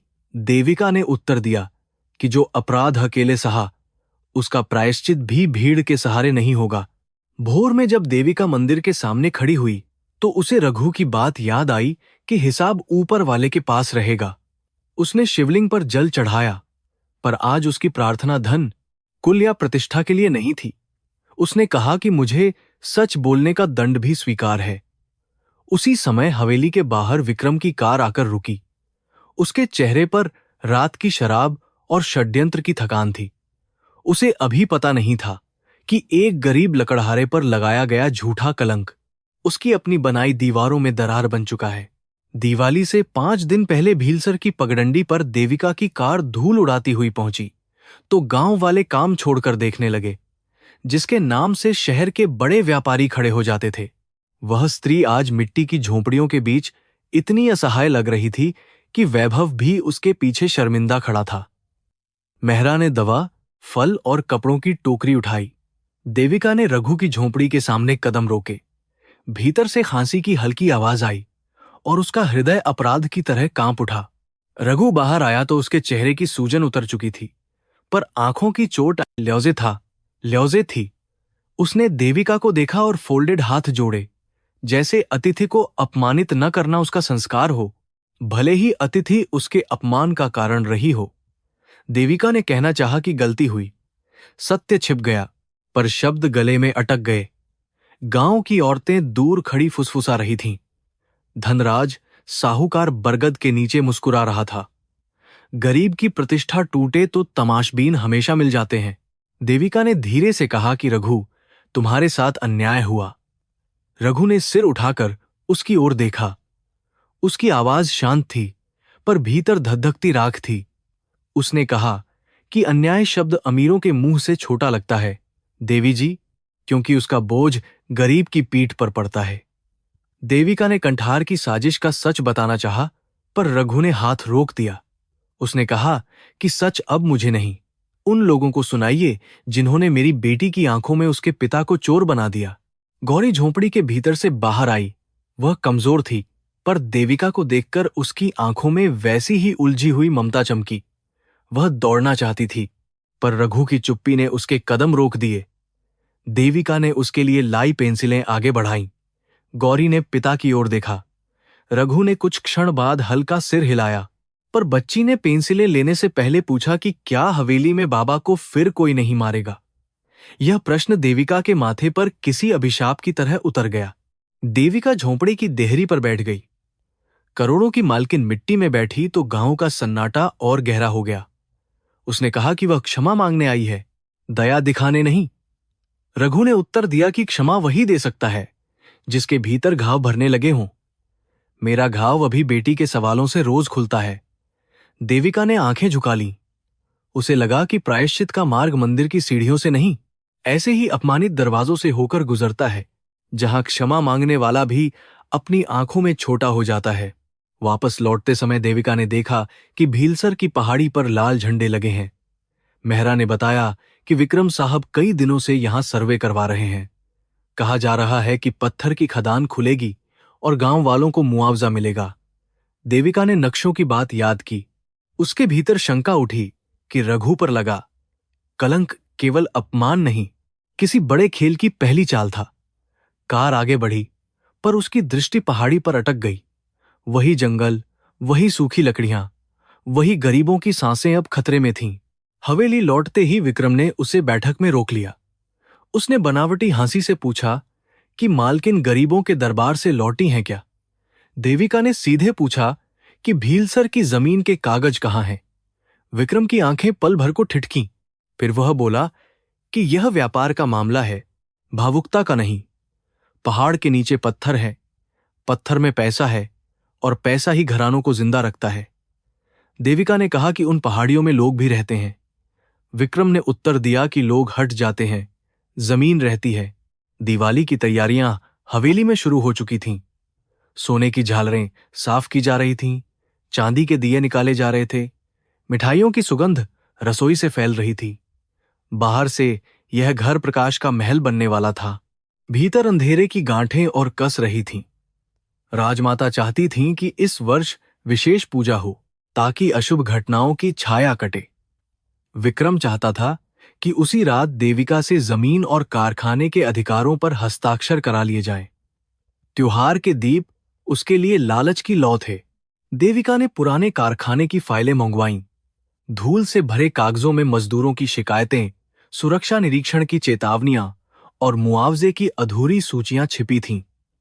कई पन्नों पर जयवर्धन के हस्ताक्षर थे, कुछ पर विक्रम के। एक सूची में शंकर की पत्नी का नाम अधूरा लिखा था और उसके आगे भुगतान रिक्त था। देविका की उंगलियां कांप गईं। इतने वर्षों से वह अपराध को स्मृति मानती रही, पर कागज बता रहे थे कि अपराध अब भी जीवित था, केवल तिजोरी में बंद सांस ले रहा था। उधर भीलसर में रघु ने काम फिर शुरू किया। लोग अब भी पीछे से बातें करते, पर वह जंगल जाता, सूखी लकड़ियां बांधता और गौरी को वैद्य की दवा देता। एक शाम पंडित हरिनारायण ने उसे मंदिर के पास रोका। उन्होंने कहा कि बेटा, अपमान को हृदय में रखना जलती लकड़ी को छाती से बांधने जैसा है। रघु ने थके स्वर में कहा कि यदि छोड़ दूं तो लोग समझेंगे कि झूठ सच था। पंडित ने उत्तर दिया कि सच को तुम्हारे क्रोध की जरूरत नहीं, तुम्हारे धैर्य की जरूरत है। दिवाली की सुबह भीलसर में बच्चों ने मिट्टी के छोटे दिए बनाए। गौरी ने 2 दियों पर लाल रंग लगाया। उसने कहा कि एक अम्मा पार्वती के लिए और एक देविका अम्मा के लिए। कहा कि जिन्होंने गलती की और फिर रोईं, वे बुरी कैसे हो सकती हैं? रघु कुछ देर तक उसे देखता रहा। बच्ची के भीतर करुणा का जो दीप जल रहा था, वह उसके घायल स्वाभिमान से भी अधिक उजला था। शाम को राठौड़ हवेली सचमुच प्रकाश से भर गई। दीवारों पर दियों की कतारें थीं। आंगन में रंगोली बनी थी। अतिथि रेशमी वस्त्र पहनकर आए थे। शहनाई की धुन, हंसी और पटाखों की आवाज के बीच कोई नहीं देख पा रहा था कि देविका का चेहरा बुझा हुआ है। राजमाता ने कुलदेवी की आरती की तैयारी की। विक्रम ने अलग कमरे में वकीलों को बैठा रखा था। उसने देविका से कहा कि पूजा के बाद कुछ कागजों पर हस्ताक्षर करने होंगे ताकि व्यापार सुरक्षित रहे। देविका ने बिना मुस्कुराए कहा कि पहले मैं कागज पढ़ूंगी। विक्रम की आवाज ठंडी हो गई। उसने कहा कि स्त्रियां जब घर की मर्यादा से बाहर निर्णय लेने लगती हैं तो वंश टूटते हैं। देविका ने पहली बार निर्भीक होकर उत्तर दिया कि वंश तब टूटता है जब उसकी निम्व झूठ और लूट पर रखी जाए। कमरे में मौजूद 2 रिश्तेदार चुपचाप हट गए। विक्रम ने धीरे से धमकी दी कि यदि पुराने कारखाने की बात निकली तो जयवर्धन का नाम भी मिट्टी में जाएगा। देविका ने कहा कि मृत पति की झूठी महिमा बचाने के लिए जीवित गरीबों की जमीन नहीं बेचूंगी। उसी समय मेहरा हांफती हुई आई। उसने बताया कि गौरी हवेली के बाहर आई है। वह देविका के लिए दिया लेकर आई थी, पर पहरेदारों ने उसे भीतर नहीं आने दिया। देविका तुरंत दौड़ी। मुख्य द्वार पर गौरी छोटी थाली पकड़े खड़ी थी। पास में रघु नहीं था। वह पंडित हरिनारायण के साथ आई थी, क्योंकि बच्ची ने जिद की थी कि दिवाली पर क्षमा का दिया देना चाहिए। देविका उसे देखकर रो पड़ी। उसने पहरेदारों को हटाया और गौरी को भीतर ले आई। यही दृश्य विक्रम ने ऊपर की खिड़की से देखा। रघु को खबर मिली तो वह घबराकर हवेली की ओर भागा। उसे डर था कि उसकी बेटी फिर उसी घर की आग में न फंस जाए जहां से वह अपमान लेकर निकली थी। रास्ते में पटाखों की आवाज गूंज रही थी, बैलगाड़ियां रुकी थीं, बच्चे चिल्ला रहे थे। उसके पैर कांटों से कट गए, पर वह रुका नहीं। हवेली के द्वार पर पहुंचा तो दियों की रोशनी ने उसे चकाचौंध कर दिया। उसे लगा कि यह प्रकाश उसके लिए नहीं, उस अंधेरे को छिपाने के लिए है जिसे वह जान चुका है। भीतर गौरी ने देविका को मिट्टी का दिया दिया। उसने कहा कि यह मेरी मां के नाम के पास रख दीजिएगा, और एक उन मजदूरों के लिए भी जिनका कोई दीप नहीं जलाता। देविका ने उसे सीने से लगा लिया। राजमाता दूर से यह देख रही थीं। उनके कठोर चेहरे पर पहली बार स्थिरता आई। उन्हें लगा कि यह गरीब बच्ची अशुभ नहीं, किसी भूले हुए धर्म की याद है। पर विक्रम ने इस क्षण में खतरा देखा। देविका का हृदय नरम होते ही उसके दस्तावेज, जमीन और रहस्य सब हाथ से निकल सकते थे। रात गहराते ही पटाखों का शोर बढ़ गया। हवेली के पिछवाड़े वाले पुराने भंडार में घी के दिए, सूखे पर्दे और पूजा की सामग्री रखी थी। किसी ने वहां एक जलती फुलझड़ी फेंकी या रखी, यह बाद में कोई नहीं जान पाया। पहले धुआं उठा, फिर कपड़े में आग लगी, फिर हवा ने उसे लकड़ी की शेल्फों पर चढ़ा दिया। कुछ ही मिनटों में पिछला गलियारा धुएं से भर गया। मेहरा ने चीख कर सबको सावधान किया। अतिथि भागने लगे। दीवाली का उत्सव भय की भगदड़ में बदल गया। गौरी उस समय राजमाता के पूजा कक्ष के पास थी। उसने कुलदेवी के सामने दिया रखकर आंखें बंद की थीं। धुआं गलियारे में भरने लगा तो राजमाता ने उठने की कोशिश की, पर घुटनों ने साथ नहीं दिया। गौरी ने उनका हाथ पकड़ा। वह छोटी थी, पर उसने पूरे बल से उन्हें खींचना चाहा। राजमाता खांसने लगीं। बाहर से दरवाजा धुएं में खो गया। गौरी ने चिल्लाकर देविका को पुकारा। दियों की उजली हवेली अब काली सांसों से भर रही थी, जैसे वर्षों का छिपा पाप धुएं बनकर बाहर निकल आया हो। रघु ने बाहर से चीख सुनी तो उसका रक्त जम गया। किसी ने कहा कि बच्ची अंदर है, राजमाता भी फौसी हैं। पहरेदार आग देखकर पीछे हट रहे थे। देविका पागलों की तरह भीतर घुसना चाहती थी, पर धुआं उसे रोक रहा था। रघु ने बिना एक पल सोचे अपनी गमछी पानी में भिगोई और मुंह पर बांध ली। देविका ने उसका हाथ पकड़कर रोते हुए कहा कि मत जाओ, आग बहुत तेज है। रघु ने कहा कि मेरी बेटी अंदर है और आपकी मां भी, अपमान का हिसाब बाद में होगा। वह धुएं में गायब हो गया। भीतर गर्मी इतनी तीखी थी कि त्वचा जलने लगी। लकड़ी के बीम चटक रहे थे, कांच टूट रहे थे और हर दिशा से आग की जीभें निकल रही थीं। रघु ने गौरी का नाम पुकारा। जवाब में खांसी और हल्की सिसकी आई। वह घुटनों के बल रेंगता हुआ पूजा कक्ष तक पहुंचा। गौरी राजमाता की गोद में सिर रखे बैठी थी, पर स्वयं खांसते खांसते थक चुकी थी। रघु ने पहले गौरी को उठाया, फिर राजमाता को सहारा देने की कोशिश की। राजमाता ने कमजोर स्वर में कहा कि पहले बच्ची को ले जा। रघु ने उत्तर दिया कि आज कोई पीछे नहीं छूटेगा। उसने गौरी को अपनी पीठ पर बांधा, राजमाता को बाहों से उठाया और दरवाजे की ओर बढ़ा। ऊपर से जलती लकड़ी गिरी और उसके कंधे पर अंगारों की बारिश हुई। दर्द से उसकी आंखों के आगे अंधेरा छा गया, पर उसने कदम नहीं रोका। बाहर देविका, मेहरा और नौकर रोते हुए पुकार रहे थे। कुछ क्षणों तक धुआं ही धुआं था। फिर रघु की आकृति लपटों के बीच डगमगाती दिखाई दी। जब वह बाहर पहुंचा तो गौरी को देविका की बाहों में सौंपते ही स्वयं गिर पड़ा। राजमाता को नौकरों ने पकड़ लिया। रघु का कंधा झुलस गया था, पीठ पर फफोले उठ रहे थे और चेहरा धुएं से काला हो गया था। गौरी अर्धचेतना में भी बाबा बाबा पुकार रही थी। देविका ने रघु का सिर अपनी गोद में रखा।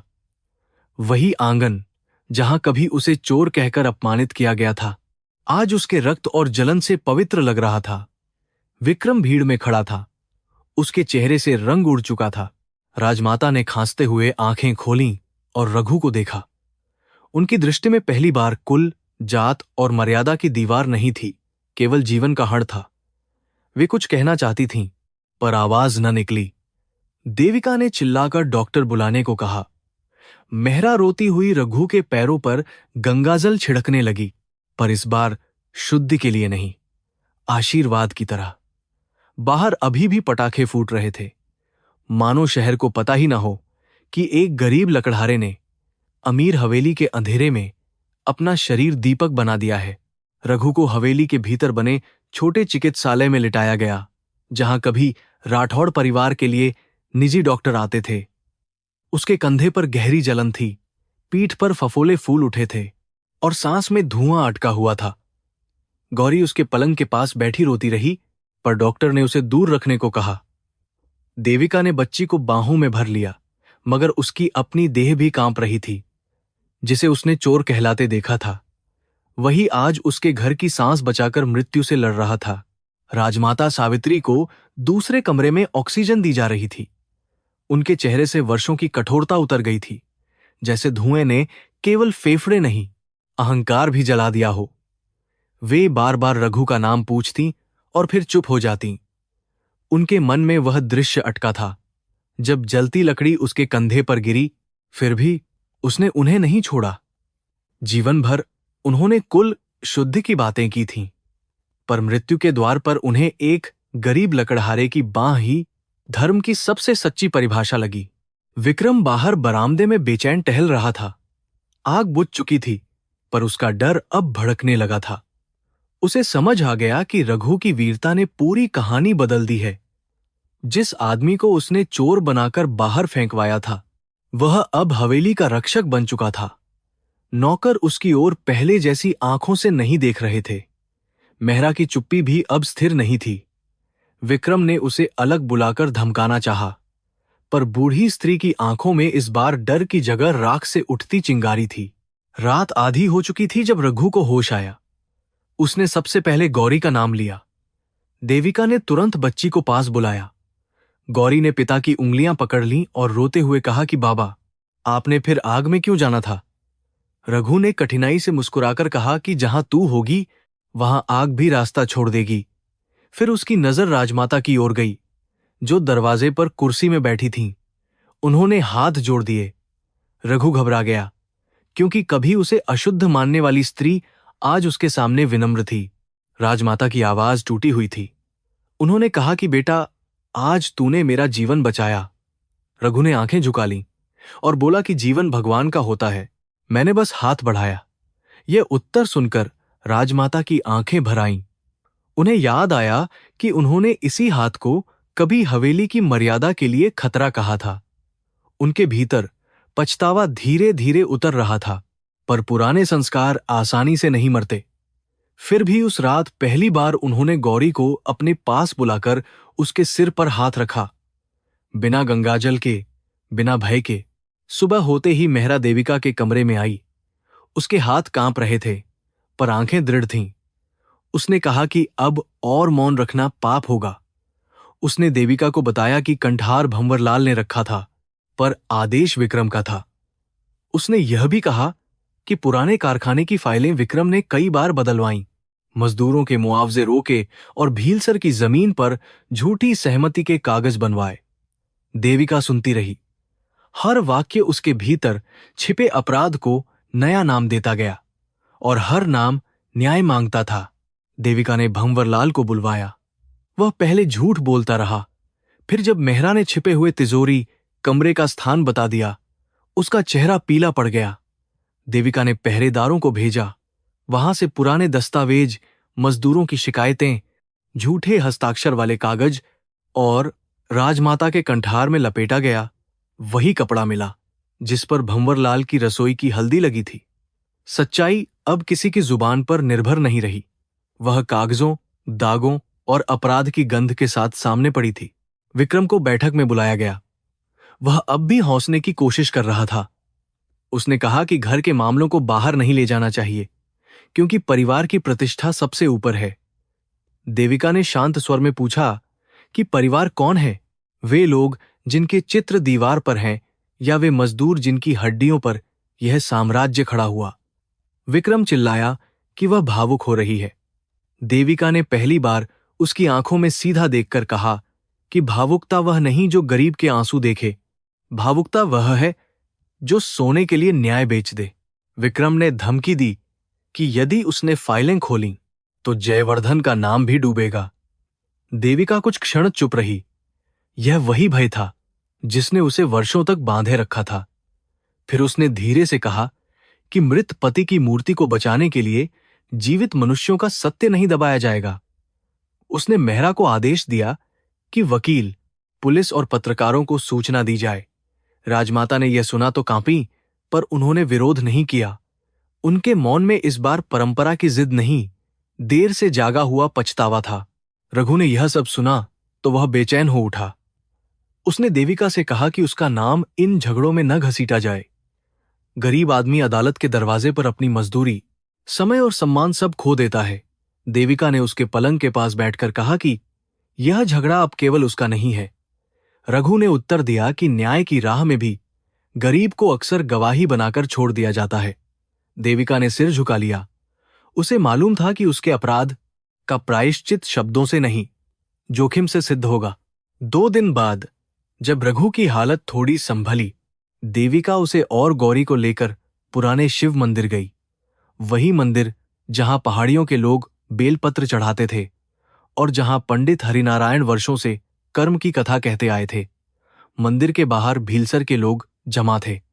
खबर फैल चुकी थी कि राठौड़ हवेली की मालकिन सार्वजनिक बात कहने वाली है। धनराज साहूकार भी आया, अपनी मूंछों में आधी हंसी छिपाए। उसे विश्वास था कि अमीर लोग गरीबों से क्षमा नहीं मांगते, वे केवल नई चाल चलते हैं। देविका ने मंदिर की सीढ़ियों पर चढ़ने से पहले अपनी चप्पल उतारी, फिर अचानक अपने हीरे के कंगन भी उतार दिए। उसने उन्हें मेहरा को देकर कहा कि आज वह केवल अपराधी मन लेकर शिव के सामने जाएगी, मालकिन बनकर नहीं। भीड़ में फुसफुसाहट उठी। रघु एक ओर खड़ा था, कंधे पर पट्टी बंधी, चेहरा थका हुआ पर शांत। गौरी ने उसका हाथ पकड़ा हुआ था। पंडित हरिनारायण ने घंटी बजाई। उस ध्वनि में जैसे वर्षों से दबे शब्दों को बाहर आने का साहस मिला। देविका शिवलिंग के सामने झुकी और फिर भीड़ की ओर मुड़ी। उसकी आवाज पहले कांपी, फिर साफ होती गई। उसने कहा कि रघु पर लगाया गया चोरी का आरोप झूठा था। कंठार उसके घर के ही लोगों ने छिपाया ताकि एक निर्दोष गरीब को अपमानित कर निकाला जा सके। भीड़ में हलचल हुई। धनराज का चेहरा बदल गया। गौरी ने पिता की उंगली और कसकर पकड़ ली। रघु की आंखें भर आईं, पर उसने आंसू गिरने नहीं दिए। सत्य लौट आया था, पर अपमान की राख अभी भी गर्म थी। देविका ने आगे कहा कि राठौड़ कारखाने की आग केवल दुर्घटना नहीं थी। सुरक्षा की चेतावनियां अनदेखी की गईं, मजदूरों की आवाज दबाई गई और मुआवजे के कई अधिकार रोके गए। उसने शंकर का नाम लिया, उसकी पत्नी का नाम लिया और उन 14 मजदूरों के लिए सिर झुकाया जिनकी मौत को कागजों में छोटा कर दिया गया था। मंदिर का आंगन स्तब्ध था। गरीबों ने पहली बार किसी बड़े घर की स्त्री को अपने ही घराने का अपराध स्वीकार करते देखा। यह दृश्य धर्मशास्त्र से बड़ा प्रमाण था। रघु का मन उलझ गया। एक ओर उसे लगा कि देविका सचमुच टूटकर बोल रही है, दूसरी ओर वर्षों के अन्याय का बोझ केवल स्वीकारोक्ति से हल्का नहीं हो सकता। पंडित हरिनारायण ने उसकी ओर देखा, जैसे उसकी चुप्पी पढ़ रहे हों। देविका रघु के सामने आकर फोल्डेड हाथ खड़ी हो गई। उसने कहा कि मैं क्षमा मांगती हूं, पर जानती हूं कि क्षमा मांगना आसान है और क्षमा देना घाव पर नमक जैसा हो सकता है। रघु ने लंबे मौन के बाद कहा कि क्षमा का अधिकार मेरी बेटी के आंसुओं से भी पूछना होगा। गौरी ने पिता की ओर देखा। उसके चेहरे पर बचपन की कोमलता और दुहक की समय से पहले आई समझ साथ थी। उसने धीमे से कहा कि बाबा, अगर हम क्षमा नहीं करेंगे तो रात को हमें ही नींद नहीं आएगी। बुरे काम का दंड भगवान और कानून देंगे, पर हमारे दिल में आग क्यों रहे? रघु स्तब्ध रह गया। उसे लगा पार्वती उसकी बेटी के स्वर में बोल रही है। देविका फूटकर रो पड़ी। भीड़ में खड़ी कई औरतों ने आंचल से आंखें पोंछीं। क्षमा ने उस दिन न्याय को कमजोर नहीं किया, बल्कि उसे मनुष्य बना दिया। रघु ने देविका को उठाया, पर कहा कि वह उसे मां की तरह सम्मान देगा या नहीं, यह समय बताएगा। क्षमा का अर्थ भूलना नहीं होता। देविका ने सिर झुकाकर स्वीकार किया। उसने सार्वजनिक घोषणा की कि भीलसर की जमीन पर कोई खदान नहीं खुलेगी जब तक गांव की पंचायत, वन और श्रमिक परिवारों की सहमति न्यायपूर्ण ढंग से न हो। उसने यह भी कहा कि पुराने कारखाने की स्वतंत्र जांच होगी। विक्रम का नाम सुनते ही लोग बेचैन हुए। हवेली की दीवारों से बाहर अब भय अकेला नहीं था, जन स्मृति उसके साथ चल पड़ी थी। मंदिर से लौटते समय विक्रम के आदमी रास्ते में खड़े मिले, पर भीड़ देविका, रघु और पंडित के साथ थी।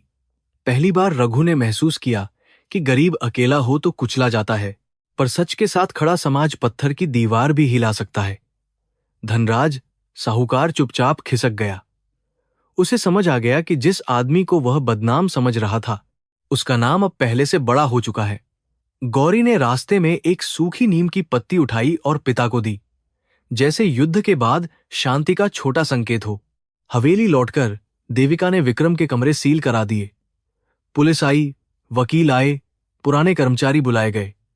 भंवरलाल ने अंततः स्वीकार किया कि उसने कंठार छिपाया था, क्योंकि विक्रम ने उसे नौकरी और धन का लालच दिया था। कुछ दस्तावेजों में फर्जी हस्ताक्षर सिद्ध हुए। विक्रम ने अंतिम प्रयास में राजमाता से समर्थन मांगा। वह उनके चरणों में बैठकर बोला कि परिवार टूट जाएगा।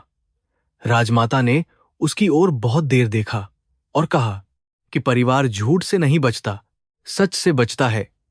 यह वाक्य सुनकर विक्रम की आंखों में पहली बार पराजय उतरी। रात को रघु हवेली के बरामदे में बैठा था, वही बरामदा जहां कभी वह अपने कीचड़ भरे पैरों से शर्मिंदा था। अब भी वह अमीर नहीं था, न उसका दर्द खत्म हुआ था, पर उसके नाम पर लगा धब्बा धुल चुका था।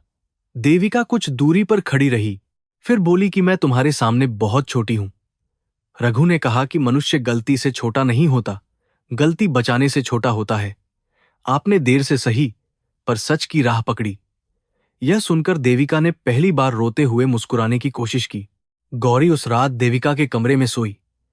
उसने पायल, जो शंकर की बेटी की थी, देविका के हाथ में रखकर कहा कि इसे उसके असली घर पहुंचाना होगा। देविका ने वचन दिया। फिर गौरी ने पूछा कि क्या मजदूरों के नाम से भी दिए जलेंगे। देविका ने कहा कि अब हर साल जलेंगे। बच्ची संतुष्ट होकर सो गई। देविका ने उसके माथे पर हाथ रखा। उसे लगा कि मातृत्व केवल जन्म देने से नहीं, किसी की पीड़ा के सामने जागने से भी आता है। उसकी सूनी गोद में पहली बार अपराध से अलग एक शांत ऊष्मा थी। भोर में शिव मंदिर की घंटी फिर सुनाई दी। रघु ने खिड़की से पहाड़ियों को देखा। धुआं, झूठ और अपमान पीछे छूटे नहीं थे, पर उनका चेहरा बदल गया था। अब लड़ाई खुली थी। न्याय की राह लंबी थी। विक्रम का दंड अभी बाकी था। मजदूर परिवारों की खोज बाकी थी। भीलसर की जमीन का भविष्य बाकी था। फिर भी रघु को लगा कि कर्म का पहिया सचमुच घूमता है, कभी धीमे, कभी पीड़ा देकर, पर जब वह घूमता है तो महलों की नींव तक उसकी आवाज पहुंचती है। अगले कुछ सप्ताह राठौड़ हवेली के लिए किसी लंबे शोक और नए जन्म के बीच झूलते रहे। दीवारों से धुएं की गंध धीरे धीरे हट रही थी, पर भीतर के अपराधों की गंध अब छिप नहीं पा रही थी। पुलिस ने विक्रम को पूछताछ के लिए बुलाया, फिर दस्तावेजों के आधार पर गिरफ्तार कर लिया। शहर के अखबारों में पहली बार राठौड़ नाम के साथ सम्मान नहीं, सवाल छपे। देविका हर खबर पढ़ती और कांपती, पर अब वह खबरों से अधिक उन मजदूरों के चेहरों से डरती थी जिन्हें वर्षों तक नाम भी नहीं मिला था। विक्रम की गिरफ्तारी से हवेली में अजीब सन्नाटा फैल गया। कुछ रिश्तेदारों ने देविका को कुलद्रोही कहा, कुछ ने फोन उठाना बंद कर दिया। व्यापारिक साझेदारों ने दूरी बना ली। वकीलों ने सावधानी की सलाह दी। राजमाता पहले इन सब से टूट जाती, पर आग के बाद उनका भीतर बदल चुका था। उन्होंने पहली बार अपने कमरे से पूर्वजों की कुछ तस्वीरें हटवा दी और कहा कि जिन आंखों ने अन्याय रोकने की शक्ति न दी, उन्हें पूजा की दीवार पर रहने का अधिकार नहीं। देविका ने यह सुना तो मौन में सिर झुका दिया। रघु की चोटें भरने में समय लगा। वह हवेली में रहना नहीं चाहता था, पर डॉक्टर ने कहा कि जलन गहरी है और खुले घावों की धूल घाव बिगाड़ देगी। देविका ने उसके लिए पिछवाड़े के छोटे अतिथि घर में व्यवस्था करवाई, जहां खिड़की से नीम का पेड़ दिखता था। रघु ने साफ कहा कि वह दान पर नहीं रहेगा। देविका ने उत्तर दिया कि वह हवेली के बगीचे और लकड़ी, घर की देखभाल का काम संभालेगा, मजदूरी लिखी जाएगी। तब रघु ने सिर हिलाया, क्योंकि सम्मान की रोटी ही उसके लिए स्वीकार्य थी।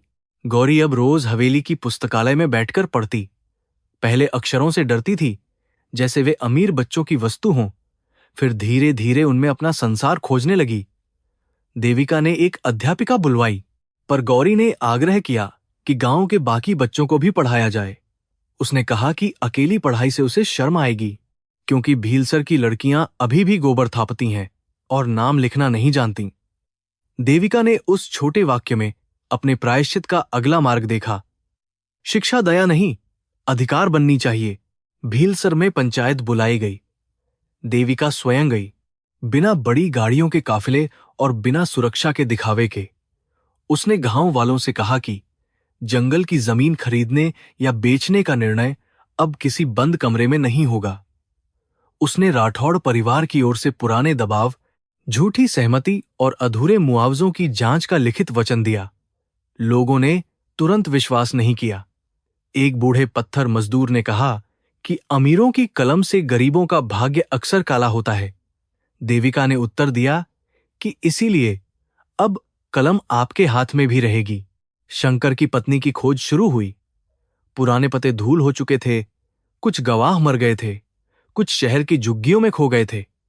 अंततः मेहरा और पंडित हरिनारायण ने अजमेर के बाहर एक बस्ती में उसे पाया। उसका नाम कमला था। चेहरा झुर्रियों से भरा, पर आंखें अब भी उस दिन की राख संभाले थीं। उसके साथ उसकी बेटी लता रहती थी, जिसके लिए चांदी की पायल खरीदी गई थी। जब देविका ने पायल उसके सामने रखी तो लता ने पहले उसे पहचाना नहीं, फिर मां की रुलाई से सब समझ गई। कमला ने देविका को क्षमा नहीं दी। उसने कहा कि मेरे पति लौटेंगे क्या? मेरी बेटी का बचपन लौटेगा क्या? जिन रातों मैंने भीख मांगी वे मिटेंगी क्या? देविका ने सिर झुकाकर कहा कि नहीं। फिर कमला ने पूछा कि तो तू क्या लेने आई है? देविका ने उत्तर दिया कि क्षमा नहीं, सत्य की गवाही और वह नड़ चुकाने का अवसर जो बहुत देर से जागा है। कमला ने पायल उठा ली और अपने माथे से लगाई। वह बोली कि दंड कानून देगा, पर मेरी चुप्पी अब तेरे घर की ढाल नहीं बनेगी। पुराने कारखाने के मजदूर परिवार धीरे धीरे सामने आने लगे। किसी की विधवा छोटे शहर में सिलाई करती थी, किसी का बेटा रिक्शा चलाता था, किसी की बेटी विवाह के बिना मां बनकर समाज से लड़ रही थी। हर घर एक फाइल से बड़ा दस्तावेज निकला। देविका ने उनके सामने बैठकर सुना, बिना सफाई दिए। कभी कभी लोग उसे गालियां देते, कभी रोते, कभी मुआवजा मांगते हुए भी अपमानित महसूस करते। रघु दूर खड़ा देखता और समझता कि न्याय केवल पैसे बांटने से नहीं आता, पीड़ा को बिना काटे सुनने से भी आता है। देविका ने एक न्यास की स्थापना की, जिसका नाम राठौड़ नहीं, श्रम ज्योति रखा गया। उसमें कारखाने की दुर्घटना में मरे मजदूरों के नाम पत्थर पर खुदवाए गए। धन सीधे परिवारों की शिक्षा, उपचार और घरों के लिए रखा गया। भीलसर की जमीन पर खदान की जगह सामुदायिक वन और औषधालय की योजना बनी। शहर के व्यापारी इसे छवि बचाने की चाल कहते रहे, पर देविका ने अब अपने काम को लोगों की राय से नहीं, कर्म के भार से तौलना सीख लिया था। हर दस्तखत उसके लिए प्रायश्चित का एक छोटा दीप था। रघु को न्यास की देखभाल समिति में बैठने को कहा गया तो वह घबरा गया। उसने कहा कि उसे कागज पढ़ना नहीं आता। गौरी ने मुस्कुराकर कहा कि बाबा, झूठ पहचानना आपको आता है, कागज पढ़ना मैं सिखा दूंगी। पूरे कमरे में हल्की हंसी फैली। रघु ने पहली बार बिना शर्म के स्वीकार किया कि वह सीखना चाहता है। रातों में गौरी उसे अक्षर लिखवाती, वह बच्चों की तरह गलती करता, फिर दोनों हंसते। पार्वती का पुराना सिंदूरदान अब उनके पास रहता, जैसे वह भी इस देर से आई शिक्षा को आशीर्वाद दे रही हो। राजमाता सावित्री का परिवर्तन धीमा था, पर सच्चा था। उन्होंने गौरी को अपने पूजा कक्ष में बुलाकर कुलदेवी के सामने बैठाया और कहा कि धर्म जन्म से नहीं, कर्म से उजला होता है। यह वाक्य उनके लिए आसान नहीं था। वर्षों की परंपरा उनके भीतर अब भी कांपती थी, पर वे हर दिन उसे प्रश्नों के सामने रखती। उन्होंने हवेली में पहली बार सभी नौकरों को दिवाली के बाद सामूहिक भोजन में एक ही पंगत में बैठाया। कुछ रिश्तेदारों ने इसे अपमान कहा, पर राजमाता ने शांत स्वर में उत्तर दिया कि असली अपमान तो हमने पहले किया था। विक्रम जेल से भी खेल खेलने की कोशिश करता रहा। उसने वकीलों के माध्यम से संपत्ति पर दावा किया, देविका को मानसिक रूप से अस्थिर बताने की कोशिश की और झूठी अफवाहें फैलवाईं। पर अब दस्तावेज, गवाह और जनता की स्मृति उसके विरुद्ध खड़ी थी। अदालत की पहली सुनवाई में जब भंवरलाल ने कंठहार की साजिश स्वीकार की तो विक्रम का चेहरा कठोर पत्थर जैसा हो गया। रघु ने गवाही दी, पर बदले की भाषा नहीं बोली। उसने केवल वह कहा जो हुआ था। सत्य जब शांत होता है तब भी तलवार से अधिक तीखा होता है। मुकदमे के बाहर पत्रकारों ने रघु से पूछा कि अब वह क्या चाहता है। किसी ने उम्मीद की होगी कि वह धन, घर या पद मांगेगा। रघु ने कहा कि वह चाहता है कि उसकी बेटी को कभी यह सिद्ध न करना पड़े कि गरीब का पिता चोर नहीं होता। यह वाक्य अगले दिन अखबारों में छपा। गांव में लोगों ने उसे पढ़कर चर्चा की। धनराज साहूकार कुछ दिनों तक घर से कम निकला। जिन लोगों ने रघु पर हंसी उड़ाई थी वे अब रास्ते में नमस्ते करने लगे। रघु नमस्ते लौटा देता, पर याद मिटाता नहीं था। भीलसर में छोटा औषधालय बनने लगा। जिस जगह पहले खदान का लाल निशान लगा था वहां नींव खोदी गई। गौरी ने पहली ईंट पर हल्दी और चावल चढ़ाए। देविका ने कहा कि यह अस्पताल रघु के नाम पर हो, पर रघु ने मना किया। उसने कहा कि नाम उन मजदूरों का होना चाहिए जिनकी मृत्यु से हम सबने सीखा। अंततः उसका नाम शंकर स्मृति आरोग्य केंद्र रखा गया।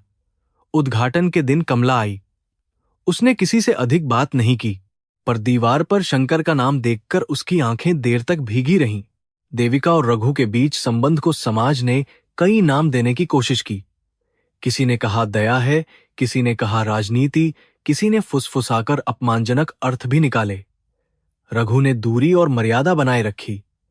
देविका ने भी कभी उस रेखा को पार नहीं किया जिसे समाज नहीं, उनकी अपनी आत्माओं ने खींचा था।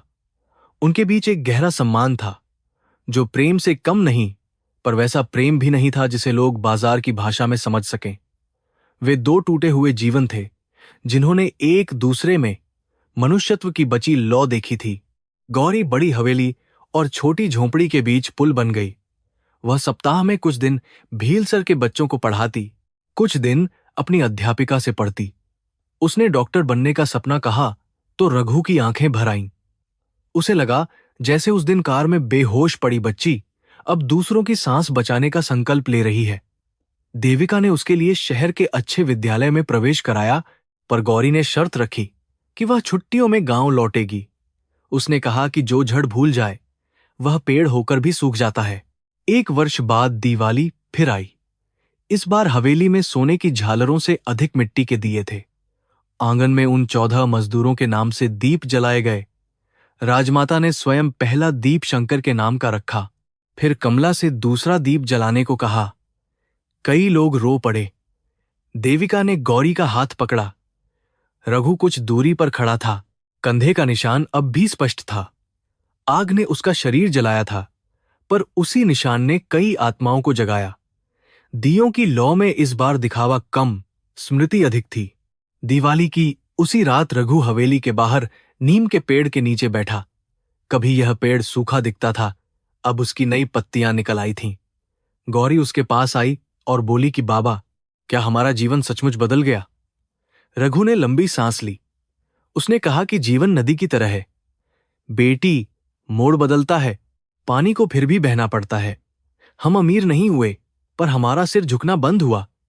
गौरी ने पूछा कि क्या यही कर्म का फल है? रघु मुस्कुराया और बोला कि शायद यह कर्म का आरंभ है। देविका भी नीम के पास आई। उसके हाथ में पार्वती के सिंदूरदान जैसा ही एक छोटा पीतल का दीप था, जिसे उसने रघु से अनुमति लेकर पार्वती की स्मृति में जलाया। उसने कहा कि तुम्हारी पत्नी ने तुम्हें जो धर्म सिखाया, उसी ने हम सबको बचाया। रघु की आंखें नम हो गईं। उसने आकाश की ओर देखा, जहां धुआं नहीं, साफ सितारे थे। उसे लगा पार्वती कहीं होगी, मुस्कुरा रही होगी, क्योंकि उसकी बेटी सुरक्षित थी और उसका पति अपने घावों के बावजूद कटु नहीं बना था। समय बीतता गया। विक्रम को सजा हुई। भंवरलाल ने अपराध स्वीकार कर छोटा दंड पाया और बाद में हवेली छोड़ दी। न्यास ने कई बच्चों की पढ़ाई शुरू करवाई। औषधालय में पहली बार जब किसी गरीब स्त्री का बच्चा सुरक्षित जन्मा तो देविका ने दूर से देखा और रो पड़ी। उसे लगा कि मृत पुत्र आर्यन की स्मृति अब केवल शोक नहीं रही, वह हर बचाई गई सांस में नया अर्थ पा रही है। धन जो कभी दीवार था, अब धीरे धीरे रास्ता बन रहा था। यह परिवर्तन पूर्ण नहीं था, पर सत्य की दिशा में था। रघु ने हवेली में स्थायी रहने से मना कर दिया। उसने भीलसर में अपनी झोंपड़ी की जगह पक्की मिट्टी और पत्थर का छोटा घर बनवाया। मजदूरी की कमाई और न्यास से मिले वैधानिक श्रम भुगतान से देविका ने उपहार देना चाहा, पर रघु ने कहा कि घर अपने पसीने से उठे तो दीवारें रात में ताने नहीं देती। वह अब भी जंगल जाता, पर बच्चों को समझाता कि हरे पेड़ नहीं काटने। उसने गांव की वन समिति बनाई। लोग उसे मुखिया कहने लगे, पर वह स्वयं को अब भी लकड़हारा ही कहता था। अंतिम दृश्य किसी बड़े समारोह का नहीं, एक शांत सुबह का था। नीम के नीचे गौरी किताब खोलकर बैठी थी। रघु अक्षर पढ़ रहा था। देविका पास में मजदूर परिवारों की नई सूची देख रही थी और राजमाता तुलसी को पानी दे रही थी। हवेली का द्वार खुला था, पर अब वह गरीबों को निगलने वाला द्वार नहीं लगता था। भीलसर से आए बच्चे भीतर दौड़ रहे थे। संगमरमर पर मिट्टी के पैरों के निशान पड़ते और कोई उन्हें तुरंत पहुंचने नहीं दौड़ता। शायद यही सबसे बड़ा परिवर्तन था। जब सूर्य ऊपर उठा, गौरी ने नीम की छाया में एक छोटा वाक्य पढ़कर सुनाया कि मनुष्य की सबसे बड़ी संपत्ति उसका सत्य है। रघु ने मुस्कुराकर कहा कि यह बात किताब में लिखी है, पर इसे जीवन में पढ़ना पड़ता है। देविका ने आंखें बंद कीं। उसके भीतर अपराध की स्मृति अभी भी थी, पर अब वह उसे कुचलती नहीं, जागृत रखती थी। कर्म ने दंड दिया, फिर अवसर दिया, फिर सेवा का मार्ग दिया। गरीब लकड़हारे को विधवा करोड़पति अपने घर लाई थी, पर अंत में उसने उसी से घर होना सीखा